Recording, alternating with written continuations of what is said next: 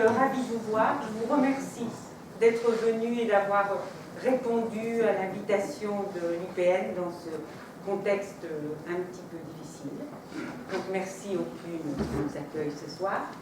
Donc l'Université populaire du Niortais, pour ceux qui ne connaissent pas, c'est une association, peut-être enlever ça, d'éducation populaire qui vise de développer l'esprit critique, de donner des éléments pour comprendre et voilà, qui nous amène à réfléchir, à échanger entre nous.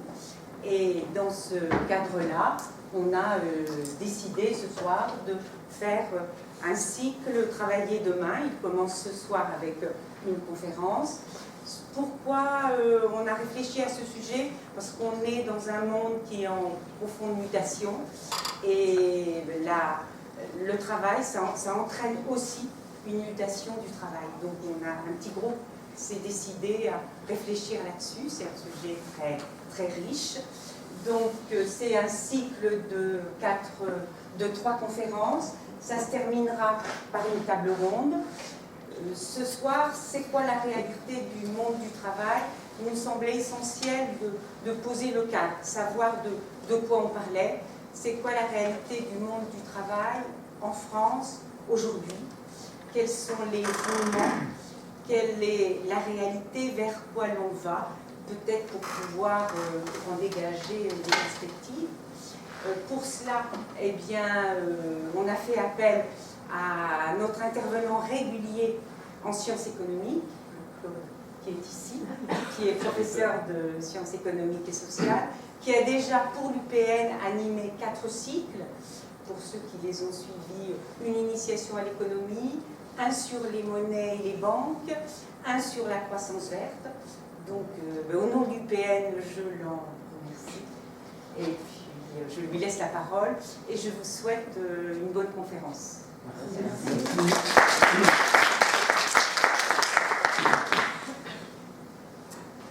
Bonsoir, j'ai pas encore fait ma religion, savoir si j'allais parler assis ou debout. Tester tous ces trucs-là. Voilà. Parce que si je me mets debout, vous ne verrez plus rien derrière moi. Il y aura des choses à regarder. Donc voilà, j'ai accepté un peu avec réticence au départ l'objectif qui m'était fixé par le groupe de travail de l'UPN parce que en 2 heures, un peu moins même, ça va être du condensé. Donc j'espère que les choix que j'ai faits vous paraîtront quand même intelligibles. Ça va être un travail essentiellement descriptif, mais comme il est prévu de le rythmer en 4 étapes, peut-être que ça vous donnera, il y aura des temps de respiration, hein, qu'on a appelé des temps de parole, prévus à l'issue de chacune des étapes, qui vous donneront peut-être la possibilité de poser des questions, d'échanger entre vous, hein, c'est ça le but aussi, mais aussi éventuellement de chercher des compléments d'explication si je n'ai pas été assez clair, et surtout n'hésitez pas, parce que ça ne va pas couler de source forcément. Donc la réalité du travail aujourd'hui, comme le disait Christine Bonin, c'est d'abord peut-être faire un petit coup d'œil dans le rétroviseur. On n'est pas, aujourd'hui le travail, les activités, la société humaine sont histoire. On n'est pas arrivé dans l'état de l'économie et de la société où nous sommes par hasard. Donc on ne va pas trop remonter non plus au néolithique. Mais déjà au moins sur les 70 dernières années, puisque la rupture de la Seconde Guerre mondiale permet d'avoir un bon point de repère, ne serait-ce que parce que les statisticiens s'y réfèrent souvent.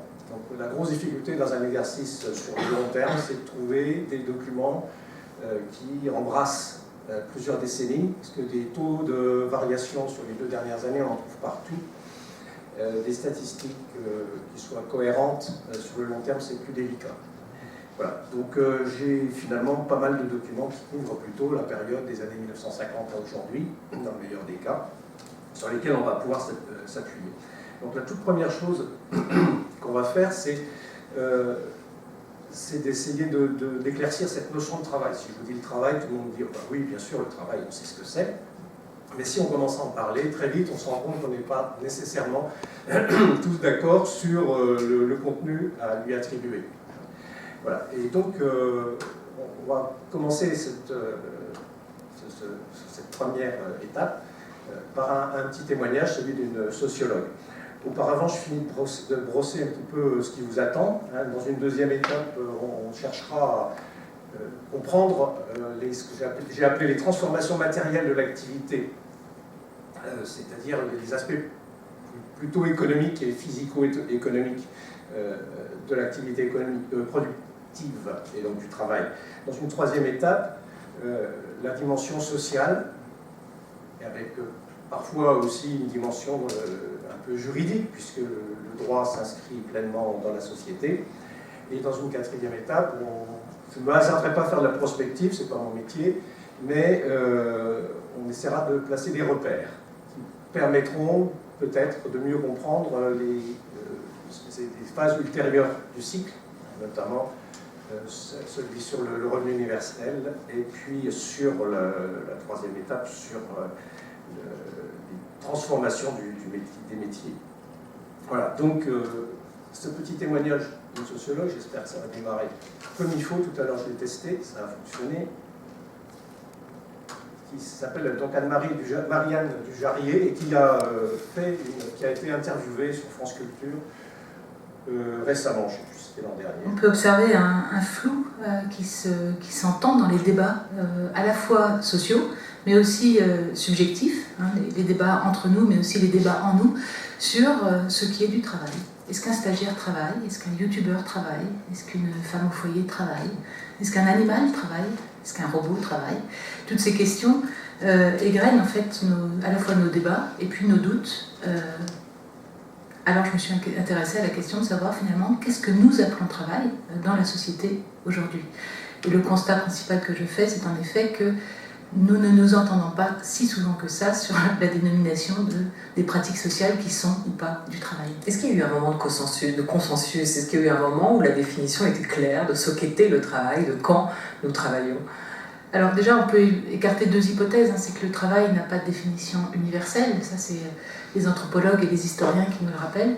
Et puis, le travail, c'est quand même un mot qui est important dans notre société, donc il n'y a pas de définition uniquement subjective. Donc si on écarte ces deux écueils, qui seraient le travail défini comme un universel ou comme purement subjectif, eh bien, en fait, on arrive à l'idée que le travail, c'est une catégorie de pensée sociale, toute sociale, et là, je me réfère à Durkheim, qui en fait, est construite dans le temps. Donc les significations et les représentations sociales du travail, de même que les croyances et les valeurs qui lui sont attachées, sont toutes historiques. C'est ça qui est intéressant de regarder, c'est comment a évolué depuis le XIe siècle que le mot existe, les significations et les valeurs du travail, jusqu'à aujourd'hui. Voilà, donc il y a le terme qui est important dans la bouche de la sociologue, c'est le terme de catégorie de pensée. Ça veut bien dire que derrière le mot travail, il n'y a pas un concept construit qui se référerait à une théorie, on va le définir de manière uniforme. Donc on va essayer d'éclairer plusieurs facettes de cette catégorie de pensée, c'est-à-dire la manière dont aujourd'hui on peut penser ce que c'est que le travail. J'ai choisi un peu arbitrairement, parce que ça correspondait, je crois, aux trois axes majeurs, de considérer le travail sous trois angles. Le premier angle, c'est l'angle, je dirais, matériel, celui des activités productives. Des activités qui peuvent être d'ailleurs improductives. Les hommes ne font pas que des choses qui leur permettent d'avoir des richesses, ils font c'est parfois simplement pour le jeu, l'amusement, mais il y a des grosses parties dans nos sociétés des activités qui sont des activités de production de richesses. Et celles-ci sont parfois purement manuelles, aujourd'hui de moins en moins, c'est-à-dire sans utiliser d'outils, il n'y en a quasiment plus. La plupart de nos activités productives nécessitent immanquablement toutes de l'énergie. La plupart le recours à des matières naturelles, qu'on appelle parfois des ressources. J'aime pas tellement ce terme-là, celui qui est assez connoté, parce que ça consiste à considérer que notre environnement nous est utile. S'il n'est pas utile, il n'existe pas, en quelque sorte. Donc des matières naturelles. Et puis, au fil du temps, et notamment depuis la Seconde Guerre mondiale, on a utilisé de plus en plus de capital technique, c'est-à-dire de machines de toutes sortes, qui sont aujourd'hui aussi parfois immatérielles à travers des logiciels. Et enfin, pour combiner tout cela, des savoirs et des savoir-faire. Bon, donc ça, c'est ce que j'appellerais le domaine de l'activité. Derrière, on pourrait dire c'est le métier. sont les métiers. C'est le champ qui correspond peut-être plus au mot métier qu'au mot travail. Le deuxième champ qui est immanquablement lié au premier, c'est celui de la société, parce que l'homme est un animal social et tout ce qu'il fait, il le fait en société. Donc, sauf des cas extrêmement rares. Ça se manifeste d'une part dans le fait que lorsqu'on travaille, on occupe des rôles, c'est-à-dire des situations qui sont reconnues par les autres comme porteuses de signification, de droits et de devoirs. Et ces rôles nous aident à construire notre identité au sein des groupes sociaux et à acquérir ce qu'on pourrait appeler un statut social, une position dans les sociétés. Tout cela se traduit aussi par le fait que le travail, comme on le dit parfois, est une valeur. Alors, une valeur au sens social du terme, non pas au sens économique, c'est pas au sens monétaire bien sûr, mais au sens où c'est un principe d'action important pour les individus qui composent la société et à travers lequel, à travers ce principe, ils se reconnaissent. Et enfin, il y a la deuxième dimension qui fait partie du champ social aussi, si on veut, mais qui est beaucoup plus formalisée, c'est celle de la dimension essentiellement juridique le plus souvent, c'est celle de l'emploi. Donc là, je distingue l'emploi du travail, en ce sens qu'il s'agit d'écrire par le mot emploi le cadre dans lequel on va exercer un métier. Donc vous voyez comment ça imbrique un peu les différentes notions. Donc l'emploi, il est le cadre qui définit la manière dont on va travailler par rapport aux autres personnes qui composent la société, mais il va aussi, dans notre société, être le moyen de répartir les richesses. Toutes les sociétés ne répartissent pas les richesses comme nous le faisons. Il y en a bien d'autres. Parfois, si vous lisez des travaux de recherche ethnographique, on peut être amené à observer des groupes sociaux, des sociétés où la répartition des richesses n'est absolument pas liée au travail et au mérite de chacun. Les travaux de Margaret Mead, par exemple, ont montré comment ça se passait chez les Arapèches, peuple d'Océanie, chez lesquels le travail est totalement indépendant de la richesse qu'on va pouvoir consommer et utiliser, parce qu'il y a un seul principe qu'ils appliquent. Le principe, c'est « je ne dois pas consommer ce que j'ai produit ». C'est très simple, ça veut dire, c'est un principe extrêmement simple, mais ça veut dire qu'ils sont obligés d'échanger, ils doivent échanger entre eux ce qu'ils ont fait. Voilà. Donc ça assure une forme de répartition des richesses, que par exemple, c'est pas les bisounours, hein, elle n'est pas exemple certainement de tension, mais c'est un principe totalement indépendant d'une autre, où le travail est la clé d'accès aux richesses. Alors, le travail pris au sens large, ce serait plutôt l'emploi, parce que dans les activités productives, il n'y a pas que... il y a d'autres personnes qui ont des droits sur la production, ce sont les détenteurs de la propriété des moyens de production. Donc, dans une société où ces moyens de production sont appelés capital, les propriétaires du capital sont les capitalistes. Donc, eux aussi contribuent, du moins notre système juridique leur reconnaît ce droit, de contribuer à la production et donc d'avoir leur part dans la répartition des fruits de l'activité, du travail. Voilà.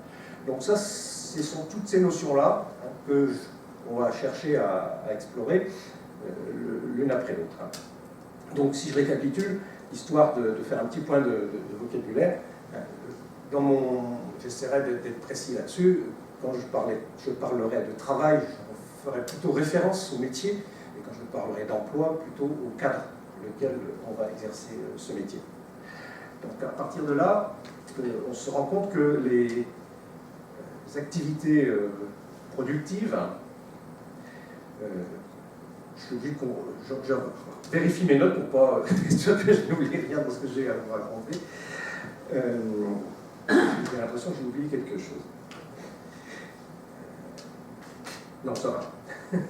Donc, les formes d'emploi se manifestent aujourd'hui à travers des situations sociales de toutes sortes. Certaines sont illégales, telles que l'esclavage. Ça ne veut pas dire qu'elles ont totalement disparu. Et puis, le droit combine des caractéristiques dont l'une principale, c'est ce que les juristes appellent la subordination, c'est-à-dire la situation dans laquelle on se place quand on n'exécute pas ce que l'on a envie de faire soi-même, mais qu'on fait pour quelqu'un d'autre. Donc c'est le cas des salariés qui, par définition, dans le cadre de leur contrat de travail, réalisent ce que leur demande leur employeur. Donc en dehors de ce cadre, en dehors de ce contrat, ils sont totalement libres de leur personne de faire ce qu'ils entendent. Donc ça définit assez bien le statut de salarié.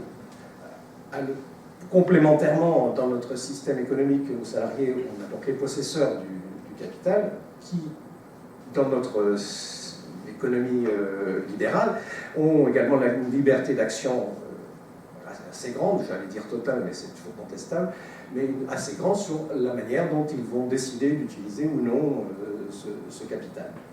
Et cela leur donne un droit particulier, c'est que le fruit issu de la combinaison du capital, du travail et des ressources leur appartient. Et c'est eux qui décident, dans le capitalisme sauvage du XIXe siècle, qui décident d'accorder une part plus ou moins grande aux salariés à travers le salaire ou pas. Enfin, le plus souvent, ils le font, puisque c'est leur intérêt de conserver des salariés.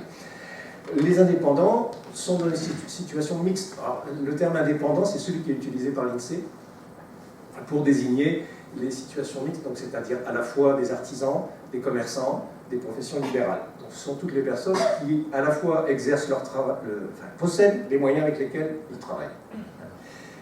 Et donc, les revenus qu'ils vont percevoir sont ceux qui... La répartition de ces revenus dépend d'eux-mêmes, pour l'essentiel. Il y a les coopérateurs, donc là, c'est la structure juridique qui change. Les salariés sont impliqués également dans la gestion de l'entreprise.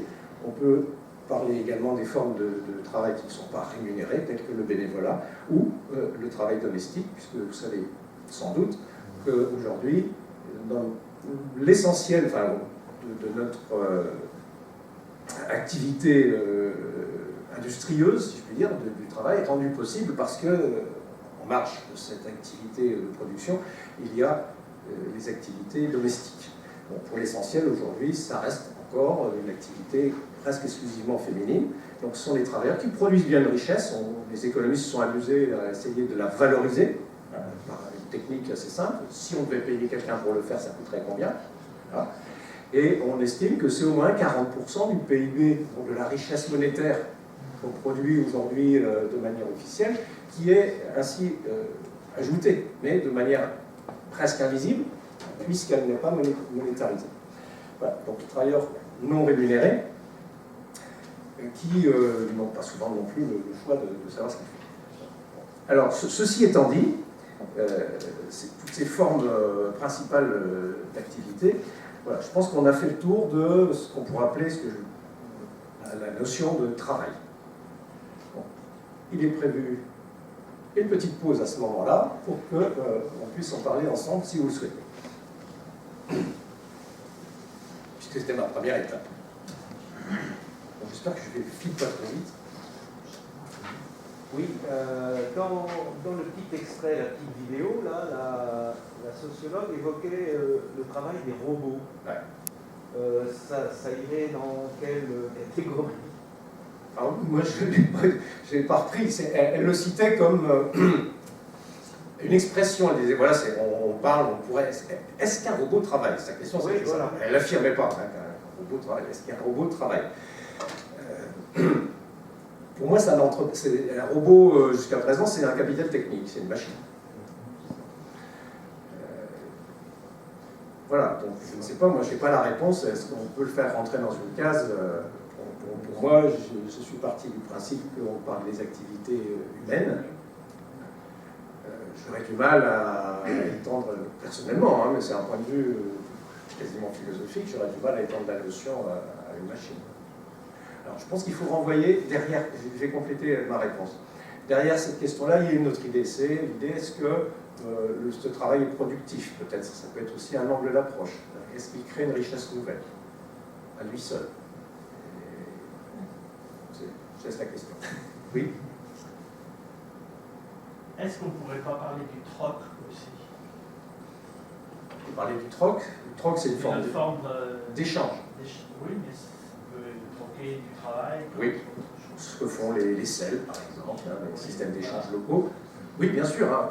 ne prétends pas avoir fait le tout. Non, mais oui, oui, bien sûr, c'est aussi une façon d'échanger des services, enfin des richesses, de manière non monétaire. Tout à fait. Ouais, ça fait partie.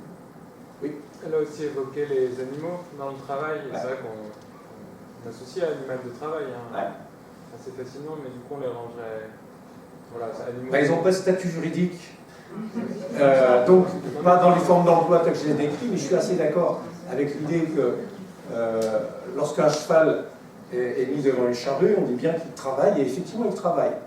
Il y a une analogie qu'on peut faire avec le travail humain, c'est que le cheval ou l'animal de trait, d'une manière générale, produit une valeur supérieure à celle qu'il coûte.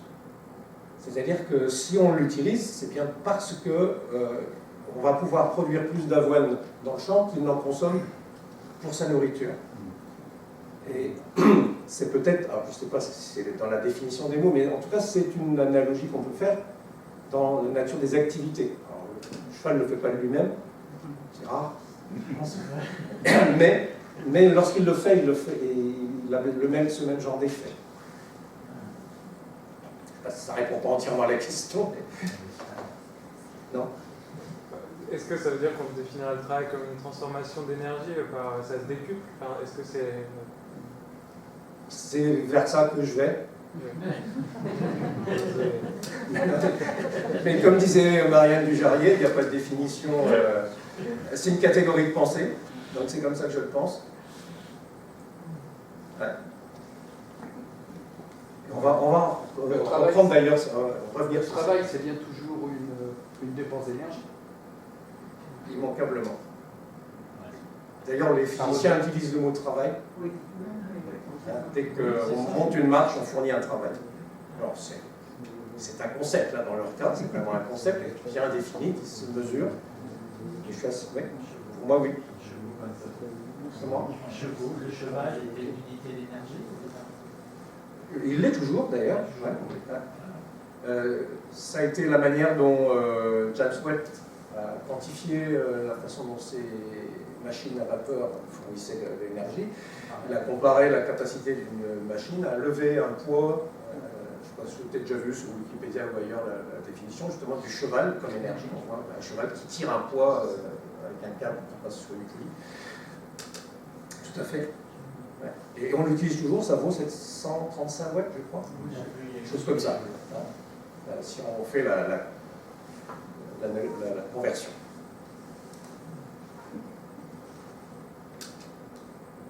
Une autre question ou remarque? Bon. Alors on va poursuivre, parce que j'ai peur qu'après ça soit moins... Donc ça va être un petit peu plus prenant. Bon, j'essaie de ne pas être trop bavard. Vous me direz, enfin je fais un peu sur vos yeux, au-dessus de vos masques. Bon, voilà pour ça. Donc on va se pencher maintenant sur l'examen un petit peu plus précis des transformations matérielles qui ont marqué les évolutions récentes des quelques dernières décennies dans l'exercice du travail. Alors, je vais commencer par deux remarques. La première, c'est des observations, plus exactement. La première observation, c'est l'augmentation très importante et assez rapide et relativement continue du niveau de vie des populations en France, puisque je vais parler de la France, c'est le cadre qui a été choisi. L'augmentation régulière du niveau de vie, ça suppose que on ait produit effectivement des quantités de biens croissantes. C'est-à-dire que le pouvoir d'achat des individus a augmenté. Le pouvoir d'achat, on peut le mesurer en termes monétaires, ça pose toujours des difficultés de comparaison dans le temps.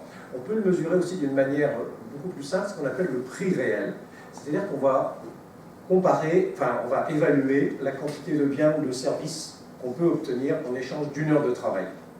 Donc ce n'est pas la quantité de biens et de services produites par un travailleur en particulier, mais combien tout travailleur, moyennant la valeur de son heure de travail, peut obtenir de biens, donc par exemple de pain, par exemple de viande, par exemple de coupe de cheveux, en travaillant pendant une heure. Donc il y a un économiste qui s'appelle Jean Fourastier qui a fait ce travail-là dans les années 60-70 et qui a établi ce qu'on appelle des séries longues. Alors lui, il a remonté beaucoup loin dans le temps, dès qu'il pouvait avoir accès à des statistiques, qui permettent par exemple de montrer que le prix du kilo de pain, estimé en heures de travail, a considérablement chuté, déjà lors des révolutions agricoles, avant même la révolution industrielle, puisque c'est peut-être ça qui a permis la révolution industrielle, puis ensuite pendant la révolution industrielle et jusqu'à aujourd'hui. Donc j'ai pris dans les séries de Jean Fourastier quelques exemples qu'on va pouvoir méditer. Donc, j'ai pris les exemples, on avait les deux dates, 1950 et 2020, et on rapporte le prix du bien à la valeur d'une heure de travail. C'est une estimation, hein, il y a des conventions, etc. Je ne vais pas rentrer dans le détail aujourd'hui, mais c'est un travail très sérieux, très cohérent, et surtout dont les fluctuations sont régulières dans le temps. Donc le pain et le poulet, ils ont ceci en commun, c'est qu'ils sont issus des activités agricoles. Alors, même si, dans le cas du poulet, on peut parler plutôt d'agro-industrie que d'agriculture, puisque les prix qui sont relevés, c'est ceux des poulets mis à la disposition de la population, par exemple dans les supermarchés. Donc, première remarque, pour le pain, le prix a été, je ne sais pas si vous interprétez la variation que j'ai faite, a été divisé par 3 entre 1950 et 2020. Aujourd'hui, on achète une heure de travail moyen permet d'obtenir 3,2 fois plus de pain qu'on ne le pouvait en 1950. Pour le poulet, c'est 17,7 fois. C'est beaucoup plus encore. Donc, ben, il ne s'agit peut-être pas du même poulet. C'est à peu près sûr. Mais bon, ça c'est l'écueil classique de toutes les statistiques. Voilà. Donc ensuite, j'ai retenu 3 autres exemples qui sont liés à des activités plutôt de nature industrielle. Même si la communication téléphonique peut être considérée comme un service, mais qui s'appuie sur des infrastructures de nature technique. Donc là, en 1950, avec une heure, il fallait être, en une heure de travail, on avait, à peine 2/5, 0,18 heures, pour pouvoir parler 3 minutes. C'était cher de téléphoner. C'était horriblement cher. C'était une activité réservée à ceux qui vraiment avaient des choses à se dire importantes. Ce qui n'est plus le cas aujourd'hui, puisque le prix de la minute de communication téléphonique a complètement disparu des esprits, et on a même beaucoup de mal aujourd'hui à le facturer, parce que c'est du temps, c'est des forfaits, c'est du temps d'immobilisation, c'est de l'abonnement, etc. Mais la minute, je crois qu'elle n'est même plus facturée aujourd'hui par beaucoup d'opérateurs. Voilà, vous avez voilà. Et donc le prix qui est estimé, c'est celui-ci. Donc ça a été divisé par 18. Téléviseur et poste de radio. Excusez-moi, j'ai un petit problème de corps. Divisé par 41 pour le téléviseur, par 300 pour la radio. Bon, là, on est face à des produits où visiblement l'efficacité du travail s'est considérablement accrue et a baissé le prix d'acquisition de ces produits. Par contre, les 2 derniers postes sont des services rendus quasiment directement par des êtres humains, même si dans le cas de l'autonomie d'hôtel, il y a un équipement, il y a une infrastructure, mais vous voyez qu'il y a eu des progrès techniques énormes dans ce domaine-là. Donc ça ressort de ce qu'on appelle le secteur tertiaire. Je n'ai pas employé l'expression tout à l'heure, mais l'agriculture, c'est ce qu'on considère le plus souvent comme étant le secteur primaire, avec l'extraction des ressources, l'industrie, le secteur secondaire, et les services rassemblant l'ensemble le secteur tertiaire, rassemblant l'ensemble des services. Donc la coupe de cheveux, les relevés de prix montrent qu'elle a plutôt augmenté. Alors c'est peut-être plus la même coupe de cheveux non plus, ça c'est sûr. Certains d'entre vous se souviennent peut-être quand ils étaient gamins que la coupe de cheveux c'était très rapide, et ça ne prenait pas tant de temps que ça. En tant que coiffeur, on pouvait en faire beaucoup dans l'heure, peut-être plus qu'aujourd'hui. Enfin bon, bref, tout ça c'est des nuances, mais l'idée générale, c'est qu'on est face à une situation, enfin on observe une situation où l'ensemble des prix a chuté, l'ensemble du coût d'acquisition de produits ou de services en une heure de travail a chuté considérablement. Donc ça c'est une première observation sur laquelle on va revenir après. La conséquence de cela, elle se mesure aussi en termes monétaires à travers ce qu'on appelle la production par habitant. Le PIB, c'est-à-dire la production mesurée de manière monétaire. Là, on a une statistique entre 1949 et 2019, je crois, quelque chose comme ça. Si vous arrivez à voir les échelles. Bon, cette courbe, peu importe les deux courbes, hein, c'est une nuance de statisticien, mais ce qui compte pour nous, c'est le sens global, où on voit apparaître une progression relativement régulière de cette quantité de produit intérieur brut par habitant. Donc c'est pas par travailleur, c'est par habitant. Je pense que ça rapproche. Donc multiplié par 4,6 sur une période, sur quelques décennies, c'est considérable. C'est même très... Et avec une régularité qui ne se démontre que très rarement. Deuxième observation, ça c'est la première, les richesses. La deuxième, c'est le temps de travail. Pour produire toutes ces richesses, a-t-on travaillé pour autant plus? Ça aurait pu être une manière d'y parvenir, de travailler davantage. Ce n'est pas le cas, et c'est même exactement l'inverse qui s'est produit. C'est-à-dire que sur le long terme, et même sur le très long terme, puisque là, ce n'est pas sur le graphique, mais au début du siècle, les travaux de Claude Tello, qui était un démographe historien, il a montré que le temps de travail moyen était d'environ 3000 heures par an au début du XXe siècle.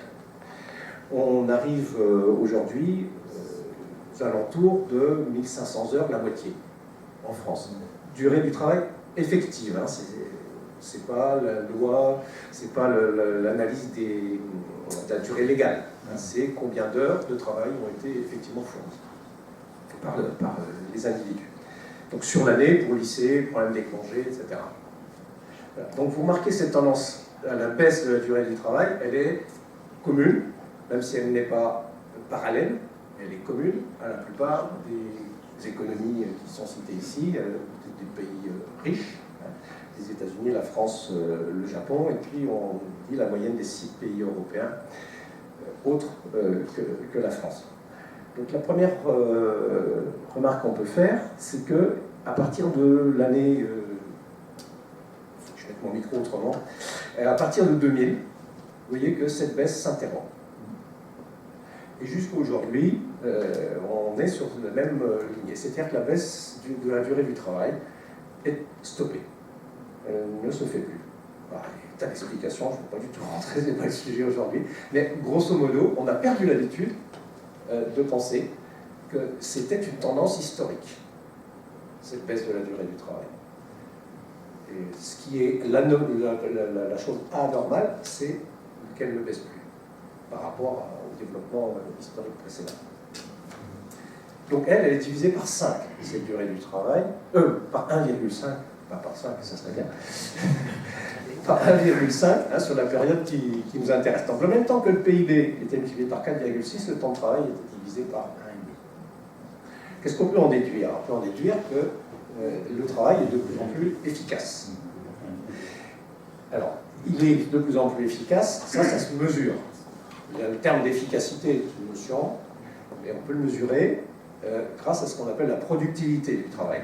Donc on fait le rapport entre la quantité, en termes monétaires, de richesse créée, soit par personne, soit par heure de travail, c'est l'idéal si on a les statistiques pour le faire, et on le rapporte donc au nombre d'heures. Donc ça nous permet de mesurer ce qu'on appelle la productivité. Bon, on va y revenir après. Est-ce que cette baisse du temps de travail a été uniforme et est-ce qu'elle est également partagée au sein de la société? La réponse est non, bien entendu, vous en doutez un petit peu. Aujourd'hui, la situation, c'est la suivante.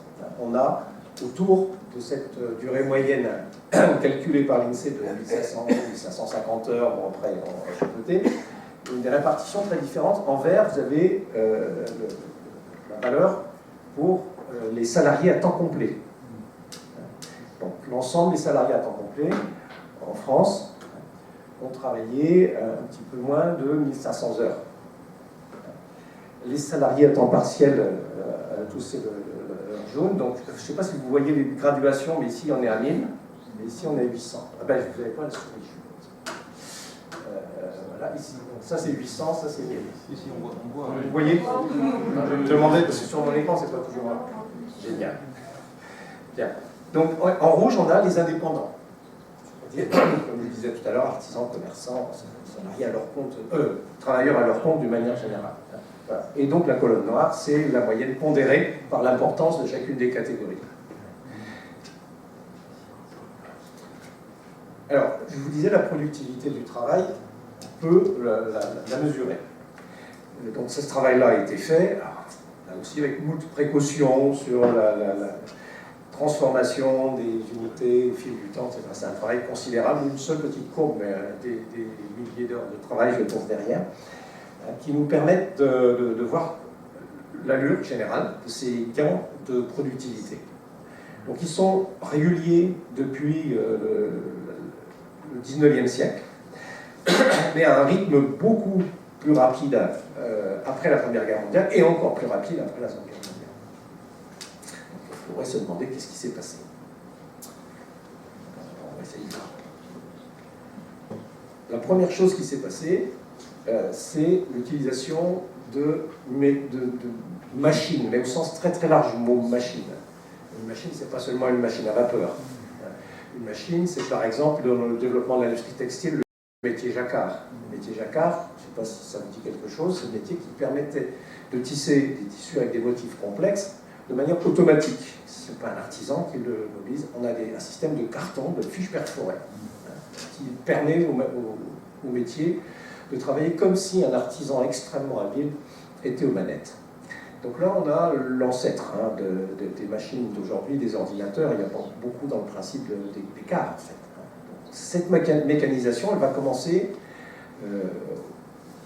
on va dire en Europe, elle va commencer au 19e siècle, fin 19e siècle, selon l'intensité qu'elle peut avoir. Voilà.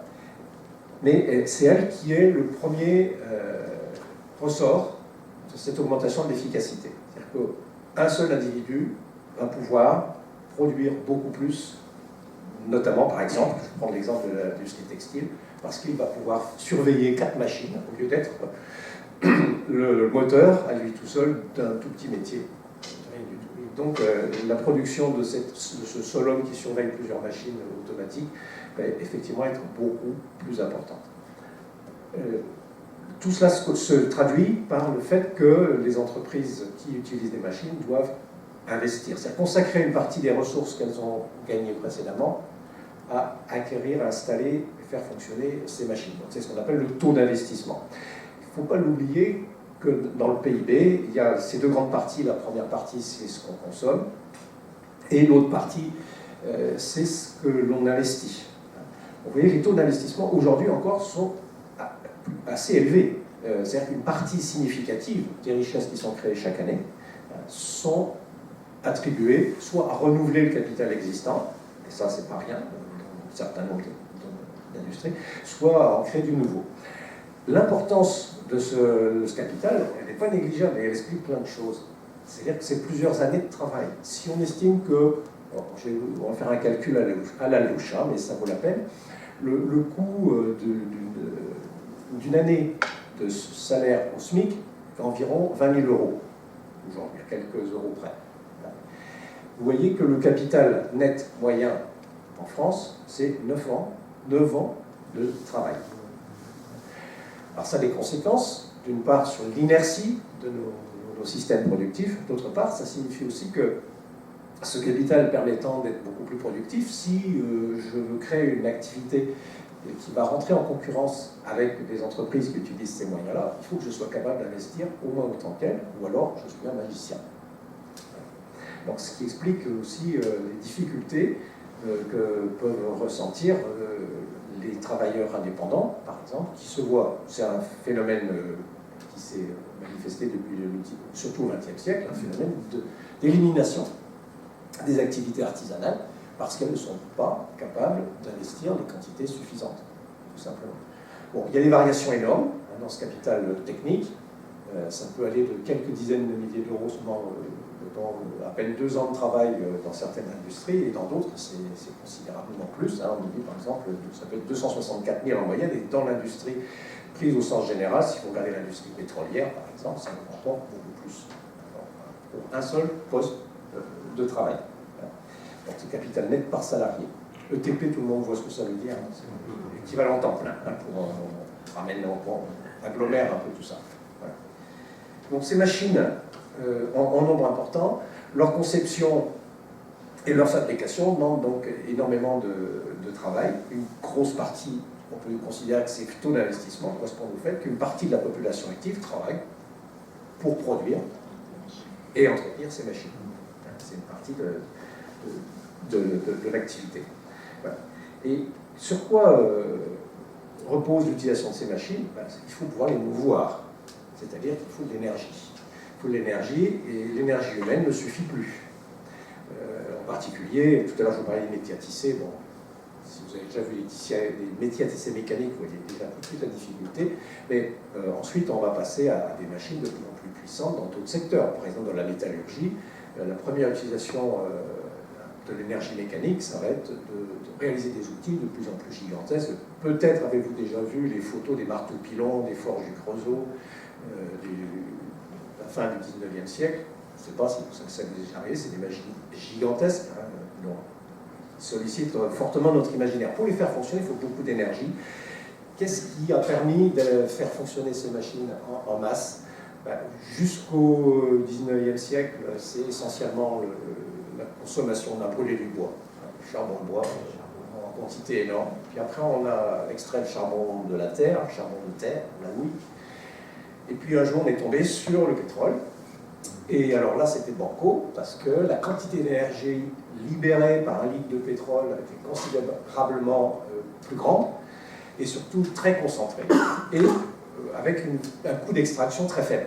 C'est-à-dire qu'on peut dire qu'avec l'énergie d'un litre de pétrole, on pouvait en obtenir une quinzaine, sans difficulté, sur les premiers champs pétroliers. Aujourd'hui, on est bien en dessous, on est à 1 litre de pétrole consommé, pour pouvoir extraire 3-4 litres de pétrole utilisables. Et c'était génial parce que ça a permis de faire fonctionner des machines énormes, en quantité énorme, à un coût tout à fait ridicule. Donc la conséquence, c'est la consommation d'énergie. La mécanisation suppose, comme on voudra, une consommation d'énergie considérable. Où en est-on aujourd'hui? Alors, vous voyez sur ce graphique, il y a des données qui sont exprimées en gigajoules. Ça ne vous dit peut-être pas rien, mais ce n'est pas très grave. J'ai essayé de traduire ça en kilowattheure. Et puis, ce qui est intéressant, c'est de voir les comparaisons. Je vous donnerai la valeur tout à l'heure. Donc, vous voyez que les inégalités en matière de consommation d'énergie sont extrêmement importantes. On estime qu'en France, en moyenne, si on divise par le nombre d'habitants la quantité d'énergie que nous utilisons pour produire, on est à 150 gigajoules par habitant et par an. Aux États-Unis, on est à 282. Pas tout à fait le double, mais presque. Et puis il y en a un que j'ai caché parce que c'était anecdotique, c'est l'Islande. C'est encore plus, mais c'est essentiellement de l'énergie géothermique. Ça n'a pas du tout le même impact. Le Canada aussi avec beaucoup d'énergie hydroélectrique. Par contre, moyenne de l'Afrique, on est à 27,4. C'est-à-dire qu'on a un usage très réduit des énergies qui serviraient à faire fonctionner des machines. Pour l'essentiel, hein, c'est pas que ça, c'est toutes les énergies confondues. Alors, avant de vous dire, je peux vous dire tout de suite en kilowattheure ce que ça représente. Vous avez une idée du nombre, de l'ordre de grandeur qu'il faudrait utiliser pour caractériser le nombre de kilowattheures qu'un Français consomme, dépense en moyenne par an? Est-ce que c'est par dizaines, par centaines, par milliers, par dizaines de milliers, par centaines de milliers, par millions? Non, de toute consommation d'énergie confondue, la production, notre chauffage, nos déplacements, parce que c'est beaucoup, l'ordre de grandeur. Vous avez une idée? Vous avez dit c'est pondéré en fonction des importations d'énergie, qu'elles soient alimentaires, etc., et aussi des externalités négatives d'énergie qu'on envoie ailleurs et qui sont traitées ailleurs. Là, il s'agit de l'énergie, ce qu'on appelle l'énergie finale. c'est-à-dire celle qui est consommée au moment de la consommation. Alors, elle peut être en amont encore plus importante, c'est ce qu'on appelle les énergies primaires. Alors, des calculs fins sur la pondération, je ne sais pas comment c'est fait, c'est l'AIE qui fait ça, l'Agence internationale de l'énergie, je ne sais pas quelles sont ses méthodes. Je ne peux pas dire. Je sais qu'elles sont homogènes, ça me permet de faire des comparaisons. Voilà. 20 000 kWh. Alors 20 000, on n'est pas loin. 20 000, on est plutôt aux alentours de 40 000 kWh par an, par habitant, en France, avec tout le monde, par habitant. Voilà. Donc c'est une somme, c'est une quantité d'énergie que nous consommons à travers l'utilisation des produits industriels et donc celle qui a été nécessaire à les produire, à travers les produits agricoles également, etc. Donc ça, c'est le total, l'équivalent de cette somme, de ce chiffre en gigajoules. Alors il y a un gars que vous connaissez peut-être qui s'appelle Jean-Marc Jancovici, qui traîne sur les plateaux de télé, des fois il a beaucoup de choses à dire, et il s'est amusé, j'ai pas cliqué au bon endroit, voilà, on va fermer ce truc-là, voilà. Il s'est amusé à traduire ces quantités d'énergie selon les secteurs, l'origine des secteurs, en esclaves énergétiques. C'est si on n'avait pas de machines, si c'était des gens qui devaient fournir, des humains, combien d'énergie, il a calculé combien un homme moyen peut fournir d'énergie, on a un rendement extrêmement faible, on est nul. Bon. Donc il faut beaucoup d'esclaves pour faire la même chose qu'une machine. Et donc, par secteur, il a calculé que ça représentait environ, faites le compte, 23, 237, ça fait 260, 700, on a plus de 750. 770, enfin, entre 750 et 800 esclaves à notre disposition. Certains n'ont plus que ça, d'autres un peu moins, selon leur mode de vie et leurs possibilités.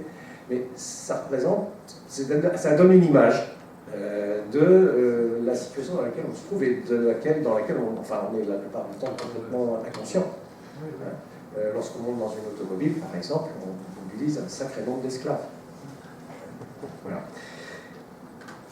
Bon. Donc ça, j'ai essayé à travers ces différentes descriptions de vous donner une mesure de la situation dans laquelle nous nous trouvons aujourd'hui, dans laquelle on exerce nos activités de travail.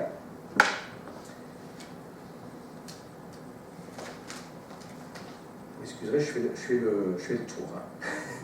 Alors ça, c'était les deux premières facettes de l'augmentation de l'efficacité du travail qu'on a mesuré à travers la productivité. C'est la mécanisation, l'énergie qui est nécessaire à mettre en œuvre cette mécanisation. Le troisième point, si on peut dire, c'est d'une seconde nature, c'est l'intensification du temps de travail. C'est-à-dire le fait que le temps de travail est de plus en plus efficace, enfin, ne consiste vraiment qu'à travailler. Bon, les premiers à avoir développé des démarches dans ce sens-là, ce sont les patrons de l'industrie textile qui ont commencé à spécialiser les travailleurs. Donc l'intensification va souvent pair avec la spécialisation, c'est-à-dire qu'on va ne plus faire à un travailleur qu'une seule tâche dans laquelle il va exceller, et puis le reste des tâches est réalisées par d'autres travailleurs. Ça va être poussé un petit cran plus loin par Taylor, au début du XXe siècle. Vous avez tous entendu parler du taylorisme. Voilà. Alors, le taylorisme, c'est pas comme on croit le travail à la chaîne, parce que ça existait déjà avant, mais c'est la parcellisation du travail, c'est le découpage de chaque tâche en gestes élémentaires, mais parfois d'une manière extrêmement précise. Le temps qu'il faut pour prendre un ange de pelle, le temps qu'il faut pour se baisser, le temps qu'il faut pour enfourner la pelle dans le tas de sable, etc. Et comment on détermine le meilleur geste, le plus efficace. Ça, c'est le travail de Taylor. Et ce qu'il a adjoint à ça, Taylor, il a de notre côté, promis aux travailleurs qui acceptaient de faire comme il le préconisait, il leur a promis des hausses de salaire faramineuses. On pouvait doubler facilement le salaire. Effectivement, parce que la productivité des travailleurs, elle, était multipliée par 4, par 5 ou par 10, dans des tâches relativement simples à décrire dans l'industrie. Donc ça, c'est la taylorisation et qui aboutit donc à intensifier le travail. C'est-à-dire qu'il n'y a plus une minute à perdre et même le temps de repos est calculé. Taylor avait défini le temps qu'il fallait pour qu'un travailleur soit plus efficace sur la journée. Il fallait qu'il se repose pendant 10 minutes toutes les 2 heures, par exemple. C'était étudié. Voilà. Et ce processus d'intensification, il est toujours à l'œuvre. C'est-à-dire qu'il ne s'est pas limité à l'industrie. Il s'est également propagé dans le secteur tertiaire. Les services, vous avez peut-être déjà vu des photos d'armées de dactylo qui travaillaient d'une certaine manière, de manière extrêmement stéréotypée, mais on retrouve ces mécanismes-là aujourd'hui, y compris dans les activités les plus intellectuelles. C'est pas l'intensification du temps de travail n'est pas, comme on pourrait le penser, réservée à l'industrie. Bon, certains d'entre vous savent sans doute que même dans les grandes banques ou dans les assurances, le travail est également... les travailleurs sont spécialisés assez étroitement. Ça, c'est une première dimension de l'intensification du travail. La deuxième dimension de l'intensification du travail, c'est le contrôle, c'est-à-dire la surveillance du temps de travail. Donc, dans l'industrie, c'est le fameux chronomètre. C'est le contremaître qui a le chrono pour vérifier qu'on ne perd pas de temps. Alors aujourd'hui, il y a mieux. On va développer des techniques de management qui font que c'est le travailleur lui-même qui s'impose son rythme parce qu'on lui a fixé des contraintes d'un ordre plus général, mais ce sont quand même des contraintes qu'il est obligé, oui, par contrat, d'accepter et qui font que son temps de travail devient de plus en plus concentré, si je puis dire. C'est ce qui fait d'ailleurs dire pas mal de bêtises à certaines personnes. On dit les Français travaillent peu, en nombre d'heures peut-être, mais quand ils travaillent, généralement, ils travaillent avec un nombre de contraintes assez impressionnant, d'une manière très intense. Donc ça, on peut le voir, ça a été mesuré. Ça a été mesuré par, là, c'est des travaux qui ont été faits sous l'égide de la DARES, je ne sais pas si vous savez, c'est un organisme de l'État qui surveille la façon dont la santé des travailleurs, entre autres, évolue. Et donc, les chercheurs ont... Est-ce que vous arrivez à lire? Oui. Ont relevé un certain nombre de contraintes généralement observables, à observer, et dans le temps, entre 1978 et 2019. Donc vous pouvez voir que le déplacement automatique d'un produit d'une pièce, ça c'est le travail à la chaîne, typiquement. La chaîne se déplace et le travailleur doit suivre la cadence imposée par la chaîne. Aujourd'hui, ça n'est plus la contrainte principale. La contrainte principale, elle est là. C'est-à-dire une demande extérieure. Ça n'est plus le contremaître qui est derrière le travailleur, c'est le travailleur qui est confronté directement à des demandes qui soient adressées par des clients via un service éventuellement automatique, l'ordinateur qui recense les appels des clients, etc. Ou la demande de produits. Donc ça, vous voyez l'importance de cette contrainte. Ce qui signifie, on ajoute à ça les contrôles, une surveillance permanente exercée par les hiérarchies, ça c'est plus traditionnel. Et ce que vous pouvez observer, c'est que cette intensification du travail, c'est pas du tout relâché avec l'époque moderne, c'est plutôt l'inverse qui se produit. Autrement dit, c'est là la deuxième clé de l'intensification du temps de travail. C'est les contraintes. Alors, vous imaginez, vous voyez d'ailleurs, avant qu'on allait plus loin, qu'on a un bon tiers des salariés qui sont soumis à la combinaison de 3 de ces contraintes, simultanément, dans leur travail. Donc on peut dire qu'aujourd'hui, c'est certainement une des clés principales, avec ce qu'on a évoqué tout à l'heure. Et enfin, dernière explication, vous me demandez bien pourquoi je vous mets une carte comme ça sous le nez, explication de l'efficacité plus grande du travail, eh bien c'est le développement des échanges à l'échelle mondiale. Parce que ces échanges vont avoir ils vont apporter 2 atouts. D'abord, au tout début des 19e, 20e, ça va élargir les marchés. Élargir les marchés, ça veut dire qu'on peut produire en plus grande quantité. Or, il y a un certain nombre de productions, beaucoup dans l'industrie, qui sont soumises à ce qu'on appelle les économies d'échelle. C'est-à-dire plus je produis et moins le produit me coûte. Alors, ce n'est pas le cas pour tous les produits, ce n'est pas le cas pour les services non plus, et ça a permis l'élargissement des marchés, donc l'abaissement des coûts de production, ça a justifié des investissements considérables. Ça, c'est une première chose. La deuxième chose, aujourd'hui, ça existe toujours, hein. Quand je dis la deuxième chose, ça ne veut pas dire que le premier effet a disparu, il est toujours vrai. Les masques que vous portez, s'ils coûtent si peu cher, c'est parce qu'ils sont produits par millions. Si on devait les produire par centaines ou par milliers, ça serait tout à fait autre chose. Deuxième effet, c'est la mise en concurrence quasiment directe des salariés des différents pays. C'est-à-dire que les pays où le niveau de vie est plus faible et dont les salariés sont plus mal payés, j'apprends ma phrase, les produits issus de ces pays sont acheminés vers des pays où le niveau de vie est plus élevé. Bon, vous savez tous pourquoi aujourd'hui les salaires ont-ils autant de mal à augmenter. Une des raisons, c'est que s'ils augmentent trop, on nous dit on va délocaliser, première solution, ou deuxième solution, on va acheter à l'étranger les produits qu'on ne peut pas fabriquer nous-mêmes. Ça, c'est un discours qui reflète une part de réalité très importante. Donc ça, c'est ce qu'on appelle la division internationale du travail. Division internationale du travail, ça signifie qu'après avoir fait la division sociale du travail, chacun son métier, la division technique du travail, ça c'était l'or, chacun sa petite parcelle de boulot, et bien par là-dessus, troisième couche, c'est la répartition des activités dans le monde entier. Ce sont les trois facteurs qui vont se compléter pour abaisser le coût de fabrication. Alors, la conséquence de toutes ces transformations, si on revient à la France, c'est des transformations dans la répartition des activités. Au sein de la population, puisqu'on est plus efficace en agriculture, il n'est pas nécessaire d'avoir autant d'agriculteurs. Et on leur fait bien savoir, dans la mesure où le prix qu'on va leur payer va avoir tendance à baisser de telle manière qu'ils ne peuvent plus vivre avec des surfaces trop petites, puisque le prix de vente de leurs produits ne leur permet plus de générer un revenu suffisant. Alors ça a été... j'ai trouvé une vidéo qui date de 1952. Et j'étais très content de tomber dessus parce elle montre, elle met en évidence la manière dont la population justement se répartit à l'époque. Essayez de la lancer. On vient de dénombrer les Français. Ils sont 42 401 224.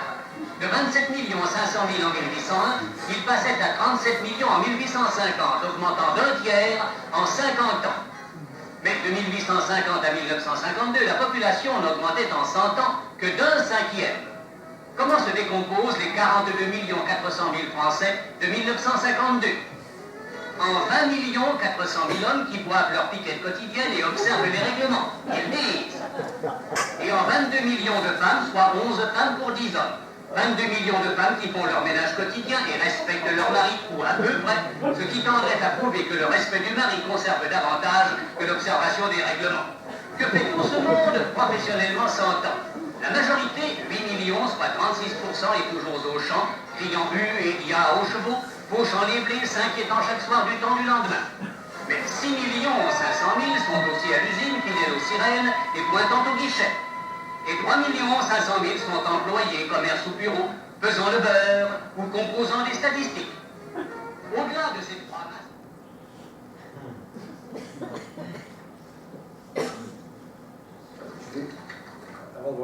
Donc, ce que vous avez vu, je ne sais pas si vous avez eu le temps de voir la répartition de la population. Le monde agricole, c'était la majorité quand même de la population. Il n'y a pas si longtemps que ça. Ou alors, c'est mon année de naissance. Bon, il y a vraiment très peu de temps. La majorité de la population française était occupée au champ. Donc, mais, voilà, déjà menacée. Vous allez voir tout de suite. Je m'appelle Claude Lebourg, je suis paysan, je suis producteur de lait, et la vie devient de plus en plus dure, il faut le dire, mais je ne plierai pas, par exemple, pour aller travailler à l'usine, je n'y adapterai pas. Hein. Allez, tu va bien. Je m'appelle Legris Albert, j'ai 43 ans, j'ai été obligé de quitter la terre pour aller travailler en usine. Mais pendant 3 ans. Mais j'ai pas pu m'y adapter, j'ai été obligé de revenir à la terre. À Bonneville-la-Louvet, dans le Calvados, à 30 km de Deauville, l'obsession des petits paysans, c'est l'usine. Bonneville, 670 habitants, 2000 hectares d'herbage et de pommiers, 52 fermes, alors qu'il y en avait le double, voilà 20 ans. C'est qu'en Normandie que l'on disait riche, l'agriculture n'est plus rentable si l'on ne possède pas 50 hectares. Et Bonneville-la-Louvet est un village de paysans comme beaucoup d'autres qui va devenir, sous peu, un dortoir d'ouvriers. Déjà bien des fermes ne sont plus que des logements. Les hommes ont abandonné la terre pour aller travailler en usine. Il y a 2 ans, un seul car partait chaque jour pour les usines du Havre, distantes de 70 km. Aujourd'hui, il y en a 2 qui transportent 60 passagers, 60 paysans ouvriers qui viennent de Bonneville, de Blangy, des Potieux, de Cormeilles et qui abandonnent l'indépendance d'autrefois pour la sécurité d'un salaire d'OS, 1200 francs par mois. Je m'appelle Robert Renou, j'ai 42 ans, j'ai été paysan,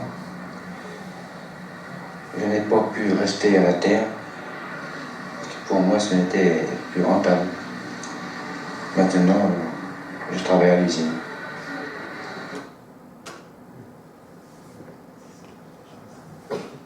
Voilà, donc ça cette vidéo pointe sur 2 aspects de cette transformation radicale des activités, avec l'exode rural, c'est comme ça qu'on va l'appeler.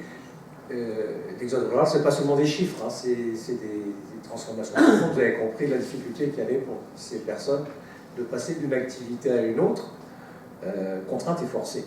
Et ce phénomène-là de déplacement, de transformation des métiers, on va le retrouver encore aujourd'hui. Dès que les activités économiques ne mobilisent plus les travailleurs et que donc on va les utiliser ailleurs, ça veut dire remise en cause de leur mode de vie, de leurs compétences, notamment.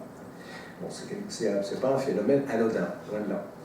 Voilà. Donc ce phénomène d'exode rural, il est doublé d'un autre phénomène qui apparaissait pas très bien dans la vidéo, c'est la féminisation qui va de l'activité rémunérée qui va commencer à cette époque-là. Donc je parle du travail salarié des femmes, c'est pas du travail tout court, parce que le travail des femmes existait déjà amplement, mais l'entrée dans le monde rémunéré.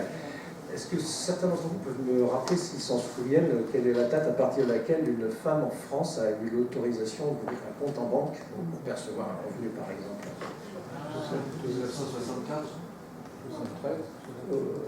Ouais, c'est ces années-là. Alors, je ne sais plus la date non plus, j'ai cherché, je n'ai pas retrouvé, mais c'est ça, quelque chose comme ça. La fin des années 60, en tout cas, ça c'est sûr. C'est pas si vieux que ça. Et donc, c'est à ce moment-là, c'est simplement. Oui, alors je ne parle pas du droit de vote, mais ça c'est 1948. Mais. Pardon 7 5 Merci, DG. Je sais que tu es attentif, il suivait bien. C'est le prof d'histoire qui vient de me corriger, et il a raison. Donc, l'intégration des femmes, ça va être aussi quelque chose de très important dans le monde du travail, parce que, comme elles vont être une main-d'œuvre au départ encore plus exploitée, si je puis dire, hein, parce qu'on considérait que le travail d'une femme était secondaire. Il y a encore très peu de temps, il y a encore une vingtaine d'années, dans beaucoup d'activités, une femme pouvait être mal payée, puisque de toute façon, il y avait son homme qui rapportait quoi manger. Donc ça, c'est la place des femmes dans le monde du travail. Alors, la conséquence de ces transformations sur la population, les activités, donc on a vu ces témoignages, d'une manière un peu plus statistique. Qu'est-ce qu'on observe? On voit, ce graphique qui est à votre gauche, la répartition de l'emploi par secteur d'activité. Vous vous rappelez, secteur, tout à l'heure, du primaire, secondaire, tertiaire. Ici, on distingue aussi la construction, et l'INSEE distingue toujours dans ses statistiques la construction de l'industrie, parce que à la fois les exigences sont très différentes, hein, les comportements économiques également. Donc vous voyez bien cette disparition de... Pardon. En bas ici, la disparition, enfin la réduction rapide et très régulière du monde agricole, la chute la plus rapide étant dans les années 60-70. L'industrie, ça se voit moins, mais elle diminue aussi considérablement. Là, on est à 30% à peu près de la population active. Ici, on est plutôt aux alentours de 20%. Et qu'est-ce qui augmente? Ce sont tous les emplois dits de services, les emplois tertiaires. Donc on ne travaille plus au champ, on travaille moins au champ, on travaille moins à l'usine et de plus en plus, soit dans les bureaux, dans les commerces. Donc ça c'est ce que le démographe Alphonse Sauvy et Fourastier vont appeler le déversement de la population active. C'est comme si on versait le contenu du secteur primaire dans le secteur tertiaire. Et effectivement, il y a une grande part de ça dans l'exode rural et la féminisation, parce que nombreuses sont les femmes d'agriculteurs, les filles d'agriculteurs qui, dans les années 60-70, vont aller s'embaucher à l'usine ou dans les commerces. Ça a été la première destination. Voilà, donc aujourd'hui, le taux de féminisation, il est de l'ordre de 80%. Ce qu'on appelle le taux de féminisation, excusez-moi, c'est le pourcentage des femmes en âge de travailler qui effectivement occupent un emploi. Donc c'est à 80%, ça reste, alors ça reste un peu inférieur au taux d'emploi des hommes. Est-ce que pour autant, parce qu'on a davantage de travailleurs tertiaires, est-ce que pour autant on a dématérialisé l'économie? Je vais y arriver. Non. Ce qui se passe, c'est qu'on a un nombre croissant de travailleurs très efficaces dans l'agriculture et dans l'industrie. Pardon, ce n'est pas le nombre qui est croissant, hein, c'est l'efficacité. Voilà. Et donc, ces travailleurs étant très efficaces, étant moins nombreux, ils permettent quand même une production qui, elle, n'a fait que croître. Aujourd'hui, on ne consomme pas moins de produits alimentaires qu'il y a un siècle. On en consomme beaucoup plus.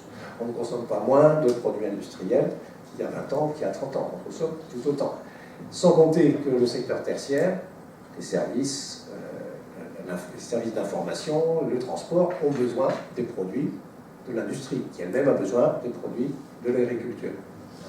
Donc, il n'y a pas de dématérialisation de l'économie, il y a simplement une part plus grande prise par les activités de service, parce qu'on a cette richesse, c'est un signe de richesse. On a cette richesse dans l'efficacité des autres secteurs. Je suis trop long. Il faut me le dire, hein. Je compte sur toi, Christophe. Voilà. J'ai tendance à effectivement m'étaler quand il ne faut pas. Donc, le phénomène concomitant de ce déversement de la population, c'est le fait que la population est de plus en plus instruite et de plus en plus diplômée. Donc, vous voyez, la part des travailleurs qui n'ont plus aucun diplôme ou tout juste le CEP, c'est le certificat d'études primaires, qui a disparu. Et vous voyez au contraire la part importante prise par les diplômés du supérieur. Donc la répartition aussi de la population a beaucoup changé. La situation aujourd'hui, en 2018, on va dire que c'est aujourd'hui, c'est un gros trois quarts envers de secteur tertiaire, de travailleurs du tertiaire, assez diversifié. Hein. Et puis on a 2,5% de la population active dans l'agriculture. Les autres étant l'industrie, ici on a quelque chose comme 13%, et 8,7%, on va dire 9% dans la construction.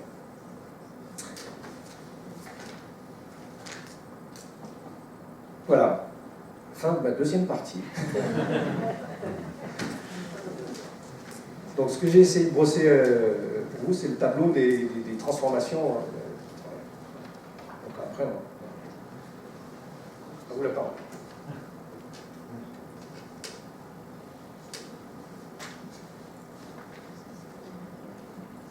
Vous voyez dans votre tableau sur les investissements que finalement, en France, on investissait peu dans l'industrie comparativement au transport et à l'entreposage. Je crois que vous l'avez montré, c'est aussi un des gros effets de la délocalisation, finalement. Ce que vous montrez après sur les échanges mondiaux. Je crois que là, c'est un choix de société aussi qui s'est fait là. Oui Oui, sans doute, mais ce qu'on a dans le graphique, c'est pas l'importance de l'investissement comparé dans chaque secteur, hein, c'est le taux au sein de chaque secteur. Alors, peut-être que ce que vous dites est vérifié aussi. Donc là, ici, ça veut dire que les entreprises de transport et d'entreposage ont un taux d'investissement très important, tandis que celles de l'industrie ont un taux d'investissement qui est de l'ordre de la moyenne de 20%. Alors, en masse, je ne sais pas si ça fait plus d'investissement pour l'ensemble de la société française dans le transport que dans l'industrie. J'en sais rien, je ne me rends pas compte. Mais voilà. Et une des raisons que vous évoquez, c'est effectivement le développement de ces échanges qui parfois confinent à l'absurde, de marchandises d'un bout à l'autre de l'Hexagone et d'un bout à l'autre de la planète. L'autre raison, c'est qu'en ce moment encore, on est investi dans des infrastructures. C'est pas forcément des routes, c'est des infrastructures de télécommunications qui, en coût, en masse, représentent l'équivalent des efforts d'infrastructure qui ont été réalisés quand on a installé le chemin de fer. C'est du même ordre de grandeur. Donc je pense que ça aussi qui transparaît, c'est le poids dans cette industrie, il y a le transport classique, hein, les fils et télécoms, qui sont, je crois, derrière. Enfin non. Pas sûr, bon, je dis des bêtises. Bon, je ne suis pas sûr. Donc effectivement, il y a sûrement de ça. Oui, parce que là, vous mettez bien que c'est le taux par salarié. Et vous avez montré dans votre camembert que les salariés de l'industrie étaient très peu nombreux. Donc en masse, on voit bien que l'investissement ne se fait pas sur l'industrie. Ouais. Très largement peu. Voilà.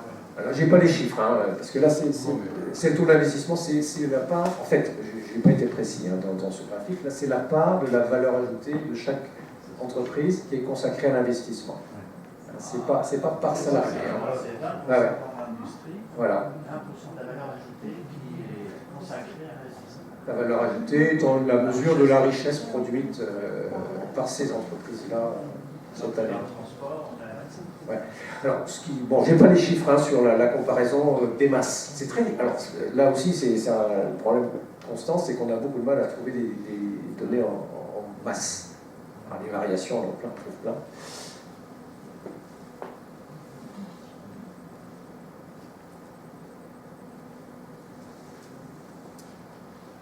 Il faut que je retourne. La dernière. C'était là.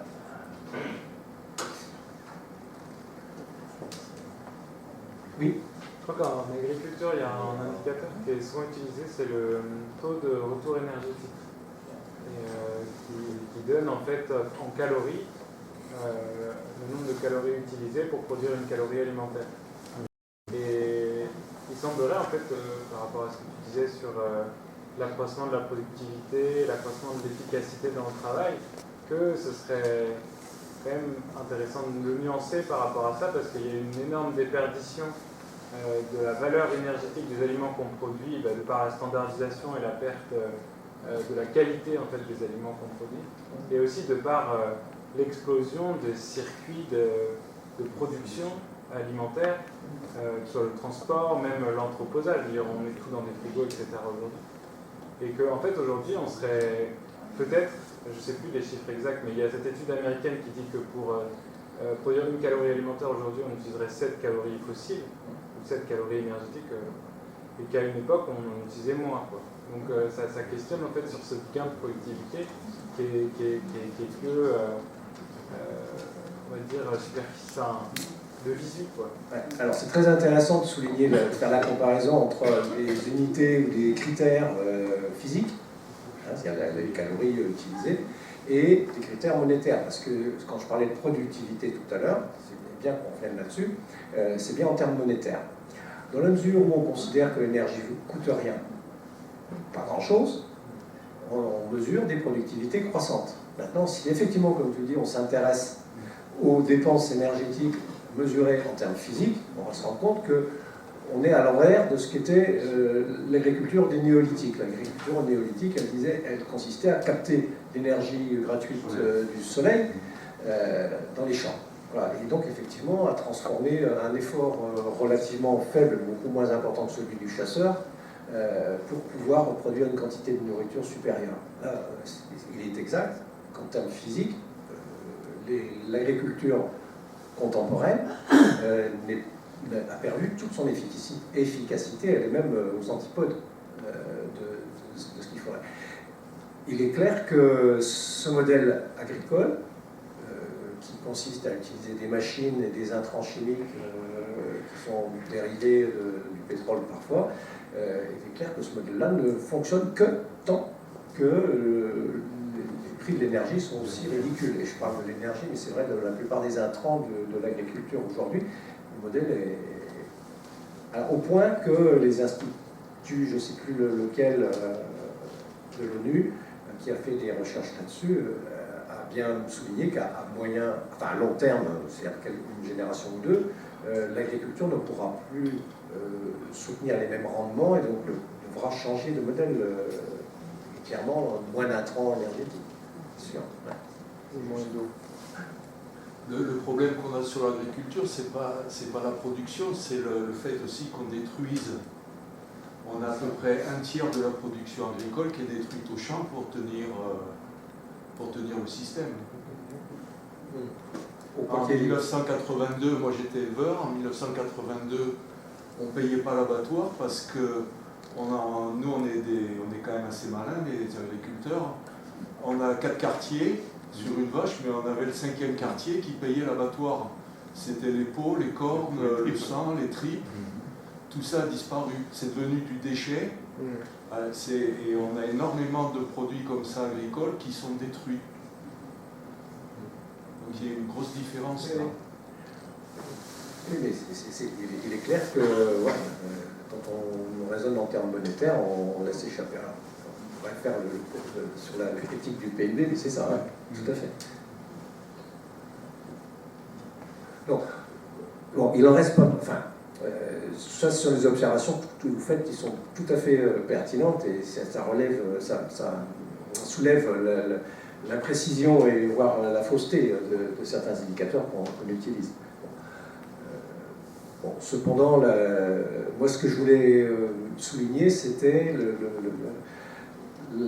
l'impressionnante multiplication des prélèvements physiques qui sont effectivement réalisés maintenant à travers nos productions, effectivement, avec toutes les conséquences que ça peut avoir à la fois en termes d'atteinte au stock des ressources et puis en termes de destruction des écosystèmes. Ça, c'est on peut en parler après, éventuellement. Il faut que j'avance. Alors, il faut que j'avance.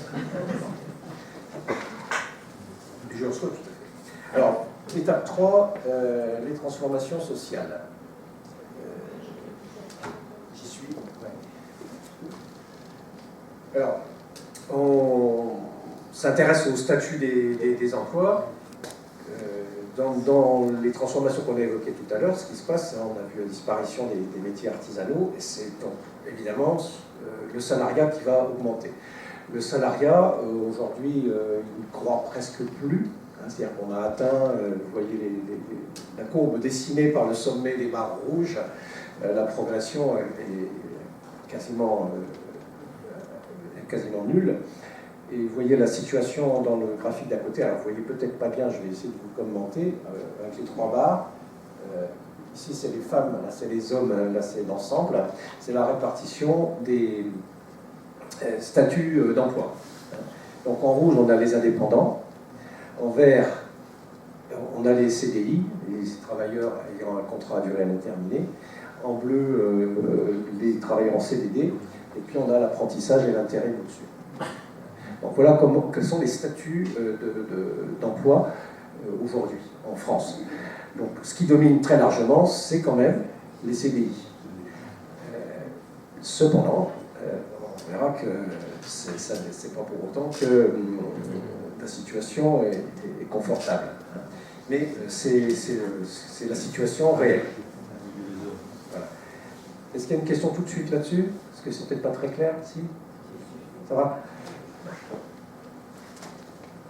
Donc ça, c'est le premier effet marquant des transformations, conséquence de la transformation des activités et de la façon dont le travail s'effectue. La deuxième transformation qui va arriver en France, c'est l'intervention de l'État dans l'économie. Jusque dans les années 30,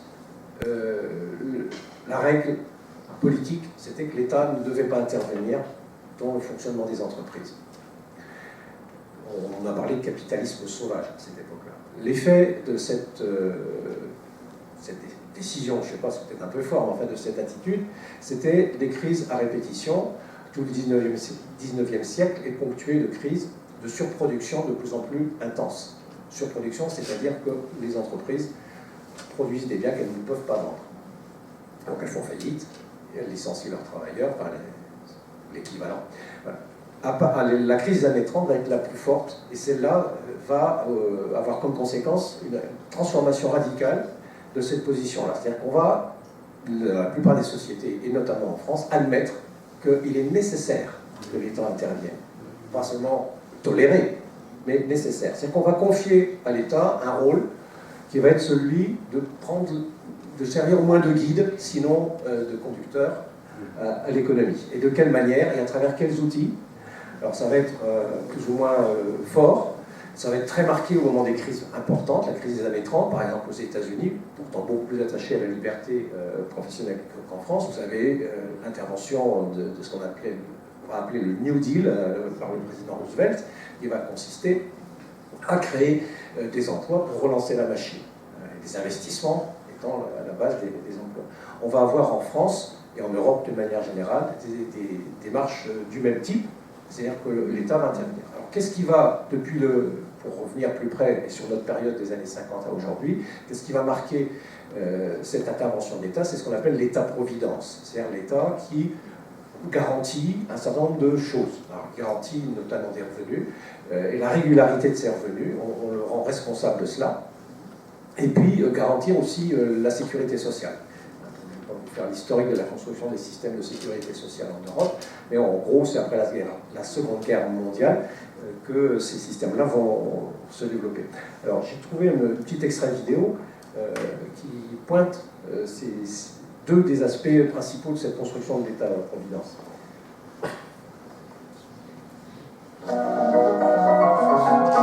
Et tout commence en 1950, alors que le pays se reconstruit, l'État décide de garantir à tous les salariés un minimum vital. C'est l'objectif du SMIG, salaire minimum interprofessionnel garanti.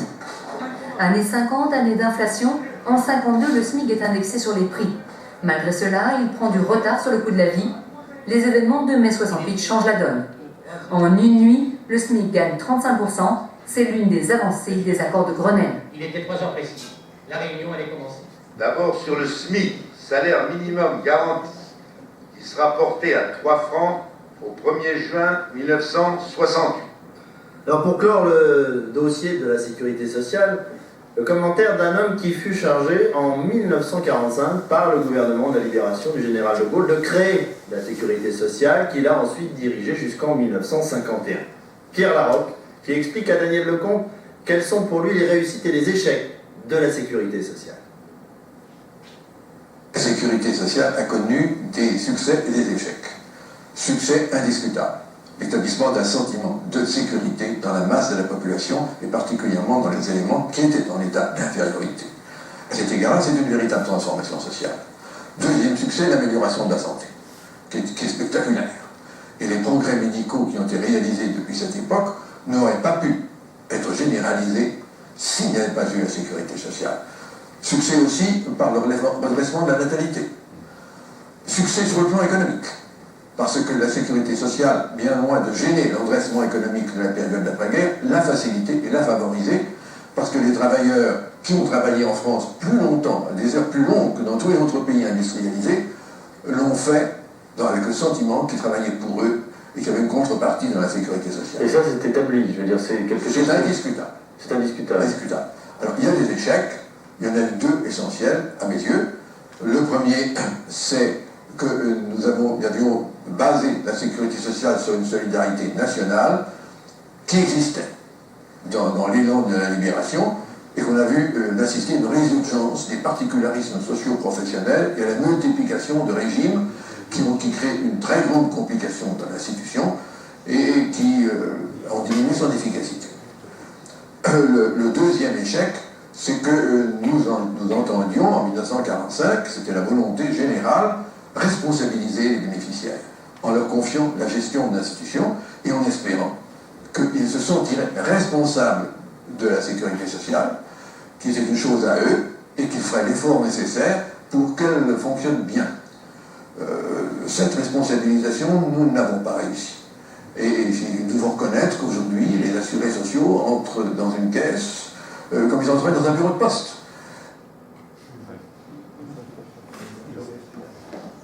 Donc il a assez bien décrit en très peu de mots une réalité profonde. Hein. C'est d'abord les apports de la construction et les limites de cet apport. Enfin, bon, bref. Donc on peut dire deux aspects principaux à la construction de cet État-providence. Une intervention dans la répartition des richesses. Hein. Tout à l'heure, vous expliquez que le salaire, le partage de la richesse entre les salaires d'un côté et ce qui a aux entreprises de l'autre découlait du régime salarial. L'État va intervenir à travers le salaire minimum.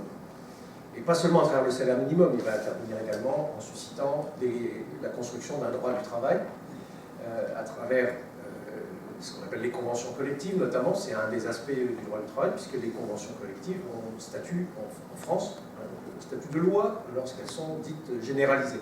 C'est-à-dire qu'une partie du droit se construit aussi de cette manière-là, et c'est lui qui va assurer effectivement le cadre des travailleurs, d'exercice du salariat pour la majorité de la population, on l'a vu tout à l'heure.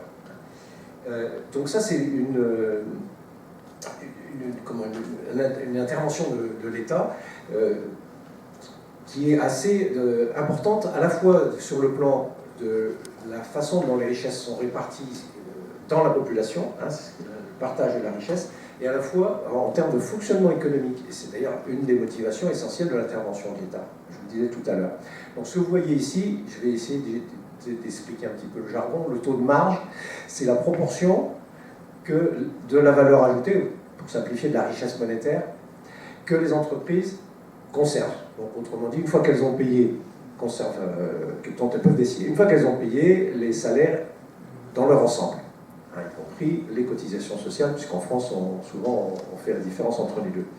Donc le taux de marge, il est jusque dans les années 85, mais un peu plus, il est en légère baisse.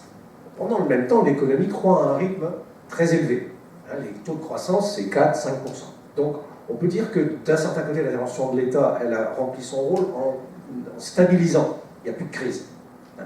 Donc, on stabilise le fonctionnement du système. Mais dans le même temps, la rentabilité des entreprises a tendance à se dégrader légèrement. Alors, pour passer du taux de marge à la rentabilité, il y a encore d'autres opérations à faire que je vous ai parlé aujourd'hui, mais en gros, si le taux de marge diminue, la rentabilité, on a du mal à la maintenir au même niveau.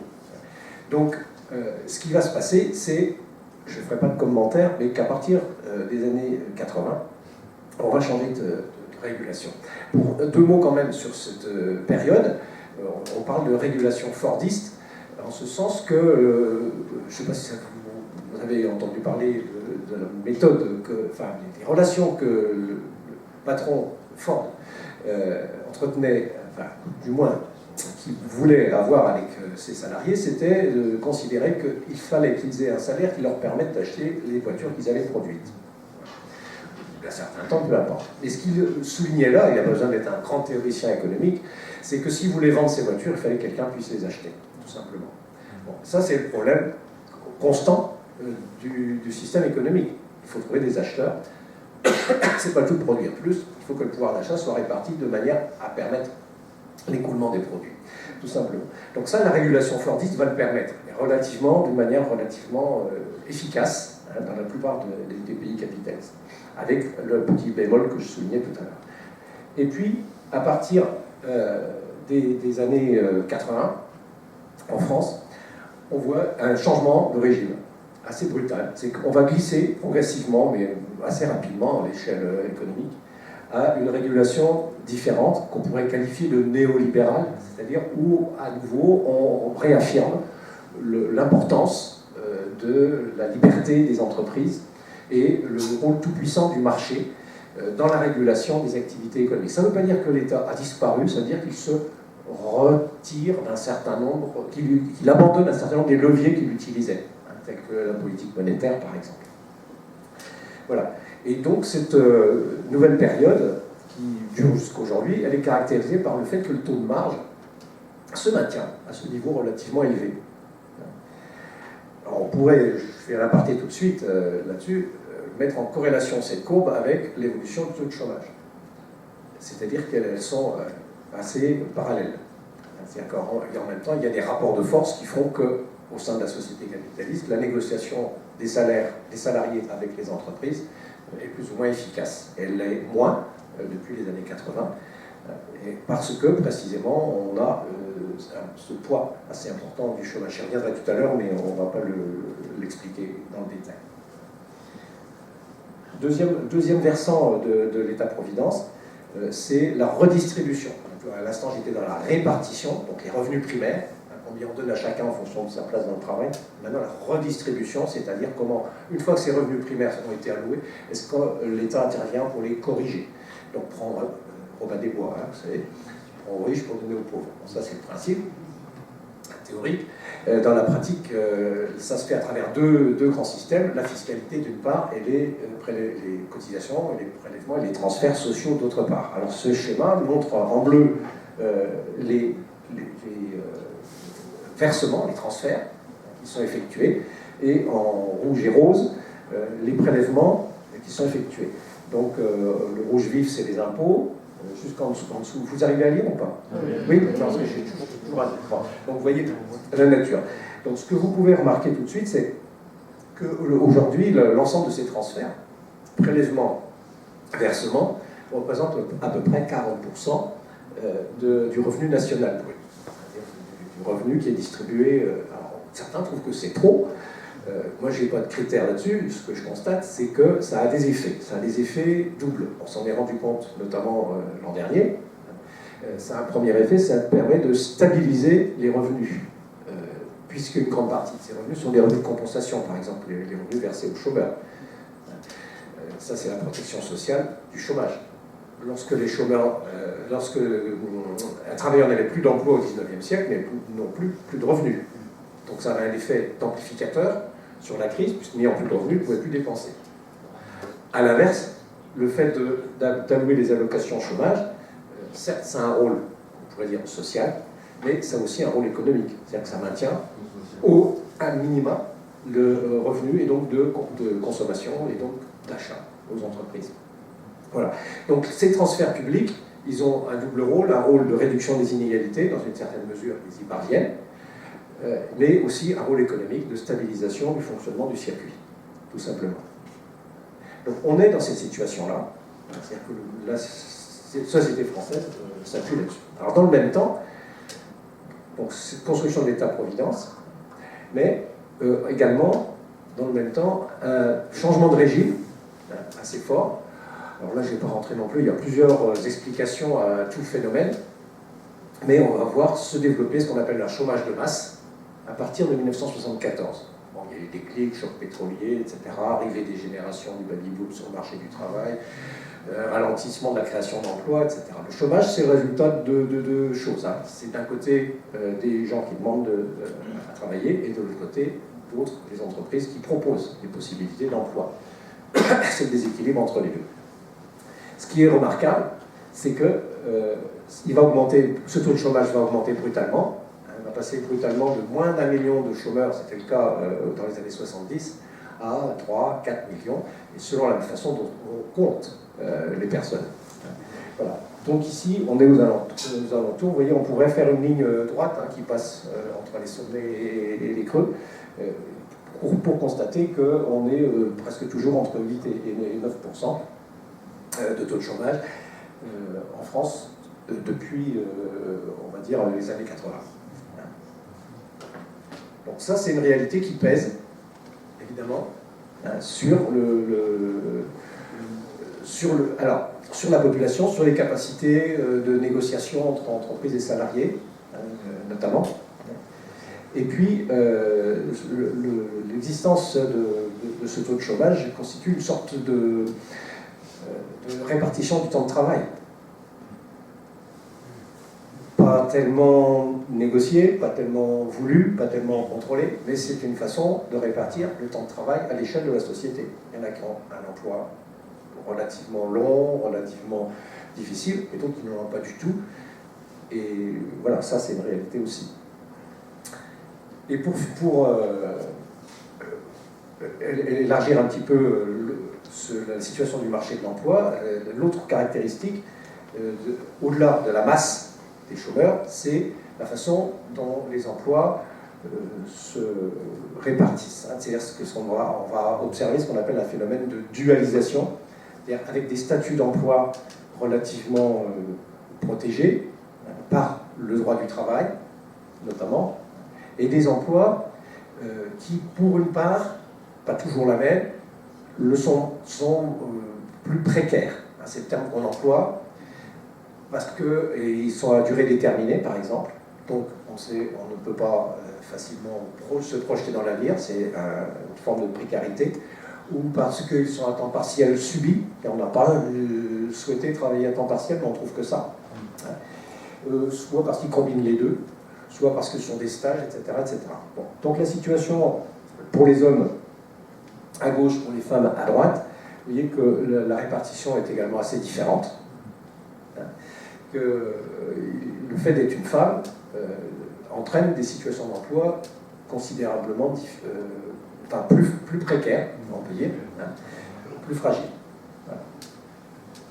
Qu'est-ce que je voulais dire en plus? Oui, alors, ça c'est ce qu'on va appeler le phénomène de dualisation des emplois et donc de précarisation d'une partie de la population active. Alors là encore, il faut garder les choses en face. La majorité des cas, c'est le CDI relativement stable, mais le poids des situations précaires a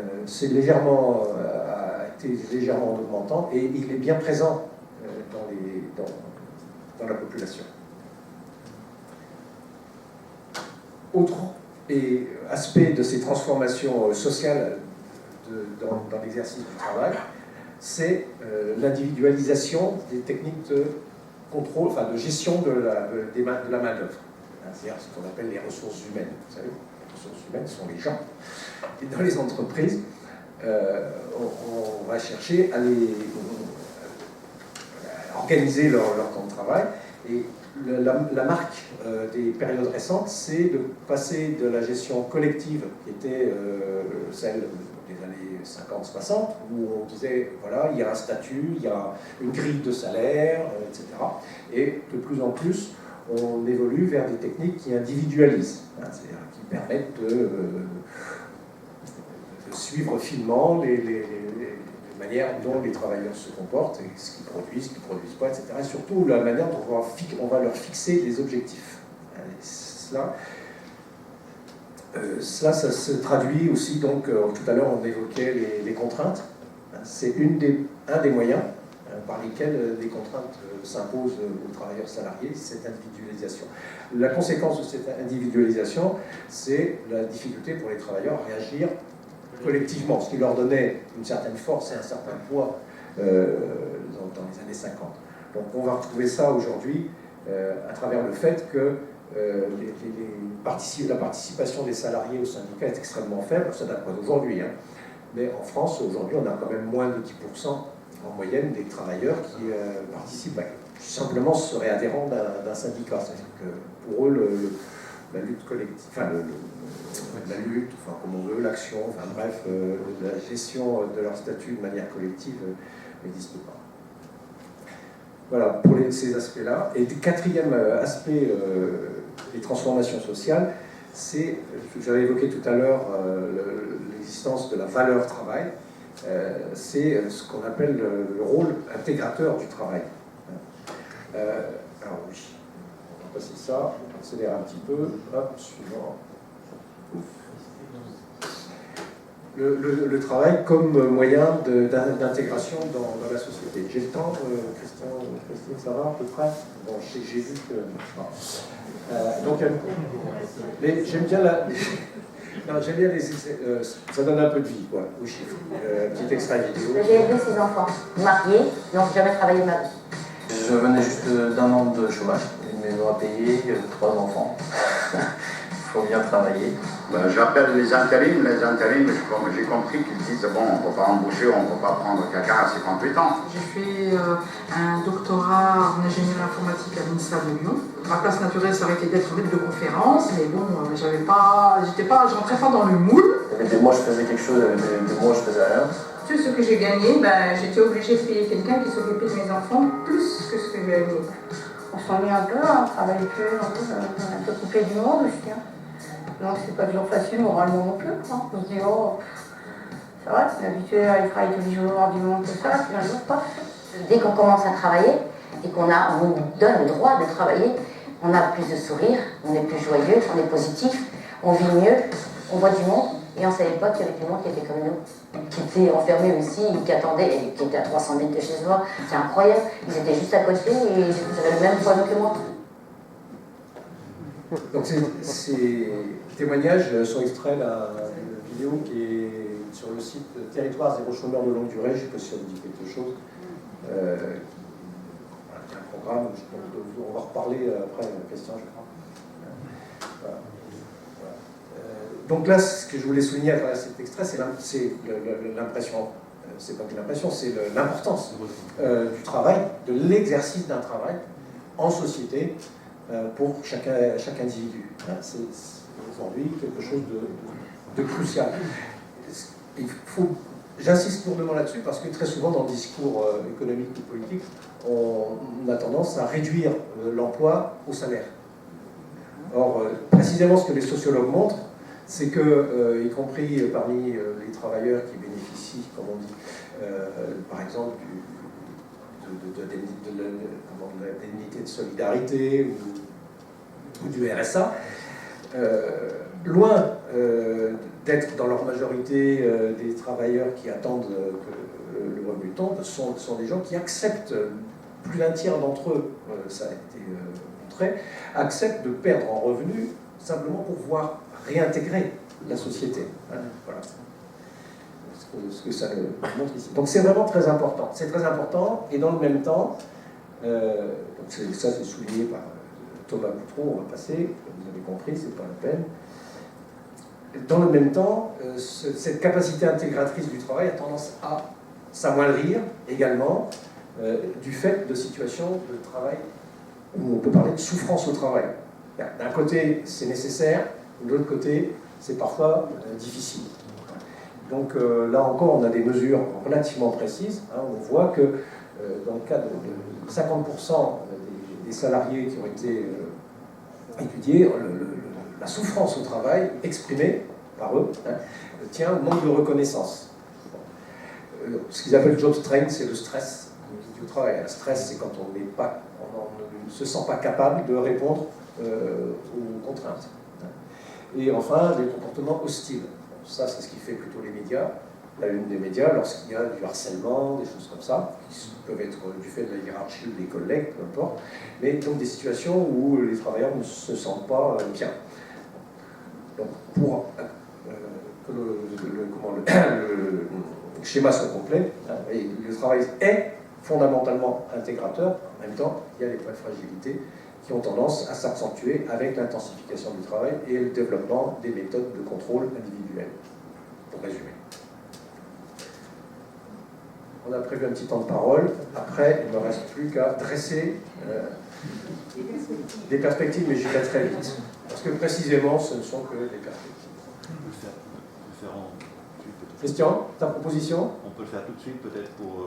J'enchaîne, et puis comme ça, on fera... D'accord. Ok. Bon. Alors, puisque le but de cette séquence était de préparer un peu le terrain à la suite, je me suis penché sur les scénarios, les scénarii, soyons précis, qu'on trouve aujourd'hui sur qu'est-ce que ce sera le travail demain. Comment va-t-on travailler? Alors demain, ça peut être dans 5 ans, ça peut être dans 10 ans, ça peut être dans 30 ans. Il y a toutes sortes. J'en ai trouvé pas mal. Quelques-uns s'attachent surtout, c'est le cas de la banque des banquiers, par exemple, disent bah, il va y avoir l'inflation plus ou moins, etc., des échanges mondiaux. Et tous font référence, et ça m'a surpris, la plupart de ceux que j'ai trouvés, en tout cas, pas tous, font référence à la transition écologique. C'est-à-dire que ça, c'est quelque chose entièrement nouveau que dans les pronostics qu'on fait, on intègre cette dimension-là. Alors, derrière ces mots-là, il y a parfois des choses très très différentes. Hein. Ça peut être simplement l'enchérissement du prix de l'énergie pour certains, ça peut être la perte de la biodiversité pour d'autres. Et donc, je me suis attaché à... J'ai trouvé un des scénarios qui était relativement consensuel, celui d'un professeur de l'école de management de Lyon qui s'appelle Pierre-Yves Gomez, qui, en gros, nous souligne que selon que la crise sanitaire actuelle est perçue comme une rupture dans le fonctionnement global de nos sociétés ou non, ça entraînera des conséquences assez différentes. Alors il croise ça ensuite avec le pacte social se dégrade ou non. Le pacte social, tout à l'heure j'évoquais, ça recouvre à la façon dont les travailleurs acceptent les conditions dans lesquelles ils travaillent. Avec une dimension beaucoup plus large, peut-être aussi politique, mais c'est essentiellement ça. Hein, le pacte fordien qui était je travaille comme une bête, mais je gagne plus. Voilà. Donc ça, c'est les principaux scénarios. Alors moi, j'ai choisi, pour reprendre un peu ça, de me pencher sur la question de la transition écologique, ou du moins des contraintes écologiques, parce que c'est pas la transition. Donc les contraintes écologiques, pour les ramasser en très peu de mots ou de données, c'est d'une part la contrainte, ce qu'on appelle l'empreinte des activités humaines sur la Terre comme écosystème. C'est le prélèvement biologique. Alors ça, c'est la fameuse notion d'empreinte écologique, qui est un peu médiatisée maintenant, un tout petit peu, à travers le fait que tel jour de l'année, on a dépassé c'est le jour du dépassement. C'est-à-dire qu'on a dépassé, on a prélevé plus, on a prélevé tout ce que la Terre pouvait nous donner, et après, c'est des jours pendant lesquels on prélève sur le stock, c'est-à-dire qu'on abîme le capital, en termes biologiques. Donc ça, c'est la nourriture, c'est tous les prélèvements, c'est le dégagement de CO2, dans la mesure où la nature est obligée de les... Enfin, on compte sur elle pour les absorber, etc. Donc la première remarque, c'est que on est là très largement au-delà des possibilités écologiques de la planète prise en son ensemble, et la responsabilité en incombe essentiellement aux pays qui produisent le plus. Vous avez vu tout à l'heure les écarts en termes de consommation d'énergie qui sont très liés. Donc à partir de là, on se dit, bah oui, c'est ce qu'il faudrait, c'est du développement durable. Alors ça, c'est un terme très intéressant, qui aujourd'hui connaît des fortunes assez diverses. Hein, parce que la durabilité, les gens qui sont penchés dessus, ils ont essayé de la définir. C'était le rapport de l'ONU de Gros-Brundtland en 1987. C'est la définition la plus complète qu'on puisse trouver sur ce que c'est, qu'est-ce que ça veut dire durable. Hein. Donc ça veut dire à la fois qu'il y a une dimension sociale. Produire durablement, c'est satisfaire des besoins en santé, éducation, etc. Produire durablement, c'est également, bien sûr, créer des richesses, et puis dans le respect de la préservation de la dimension écologique. Je dis ça parce que parfois, dans le terme durable, aujourd'hui, on a tendance à le réduire à quelque chose assez flou. Bon. Est-ce qu'on peut faire un développement durable avec de la croissance? Donc ça, c'est un débat. Bon, j'ai mon opinion, enfin, c'est plus qu'une opinion. Je pense que c'est un débat qu'on peut assez facilement étudier. Aujourd'hui, maintenant, on ne manque pas de données.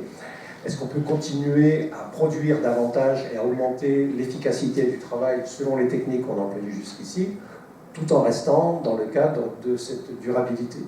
Bon, c'est peu probable, puisque toute transformation, y compris le recyclage, nécessite de l'énergie. Donc des prélèvements d'énergie, la question se pose après, des différentes sources d'énergie, et comment on les capte, hein, ces sources d'énergie. Là, je parle d'énergie pour montrer que la consommation d'énergie, elle est strictement liée à la production. Ça, c'est les statistiques qui ont été calculées par Jean Covici à partir des statistiques internationales, où on voit la corrélation qui est de l'ordre de 0,98, c'est quasiment 1, entre la consommation d'énergie et l'augmentation de la richesse. Donc sans rentrer dans les détails. Alors on peut, effectivement, se dire, ça serait bien si on pouvait découpler la consommation d'énergie de la production de richesse. C'est-à-dire produire plus de richesse avec moins d'énergie.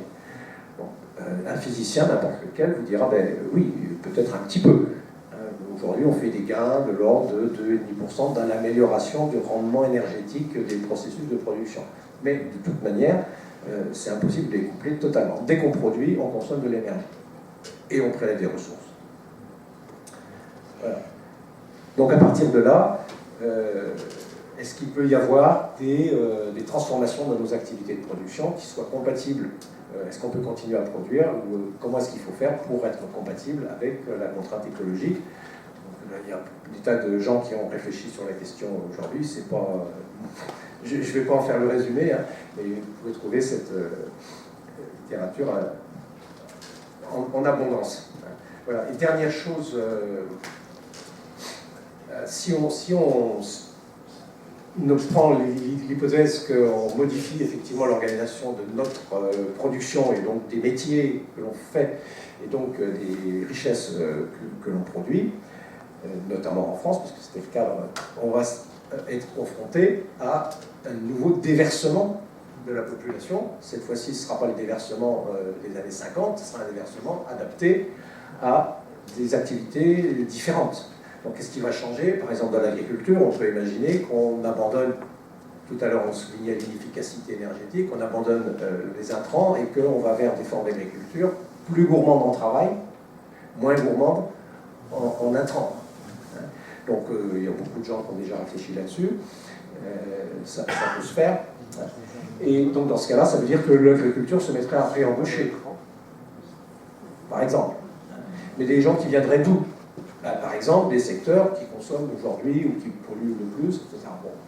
Tout cela, ce sont des idées, parce que ce qui manque beaucoup pour qu'on puisse savoir si ça se fera ou si ça ne se fera pas, et ça, je pense que ça va être le but après, c'est de savoir comment on décide de ça, qui décide et comment ça se fait. J'ai sauté une étape dans la... Non, je ne vais pas sauter. Bon, et voilà, et avant-dernière chose, qu'on peut dire là-dessus, donc des métiers différents, et puis certainement des formes d'emploi différentes également, adaptées justement à ces métiers nouveaux. Alors, en reprenant la balance de Pierre-Yves Gomez, soit on reconnaît qu'il faut transformer en profondeur, soit non. Dans les deux cas, est-ce que, par exemple, on reconnaît que les difficultés de répartition du revenu dans notre société qui sont liées à l'emploi, est-ce qu'on peut les résoudre, par exemple, par un revenu universel?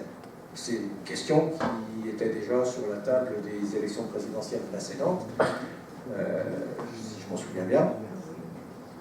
Et voilà.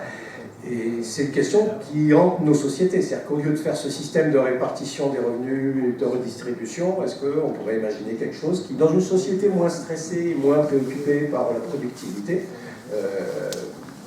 pourrait envisager un autre moyen de répartir les revenus? Voilà une question aussi qui se pose. Voilà. Et puis, qu'est-ce que je voulais dire pour finir? Ah oui, sur l'aspect travail, comme valeur centrale, on pourrait, certains le proposent, imaginer une société moins centrée sur le travail, car moins centrée sur la production des richesses, tout simplement. Alors, par contre, là, on ne peut pas décréter ce type de changement.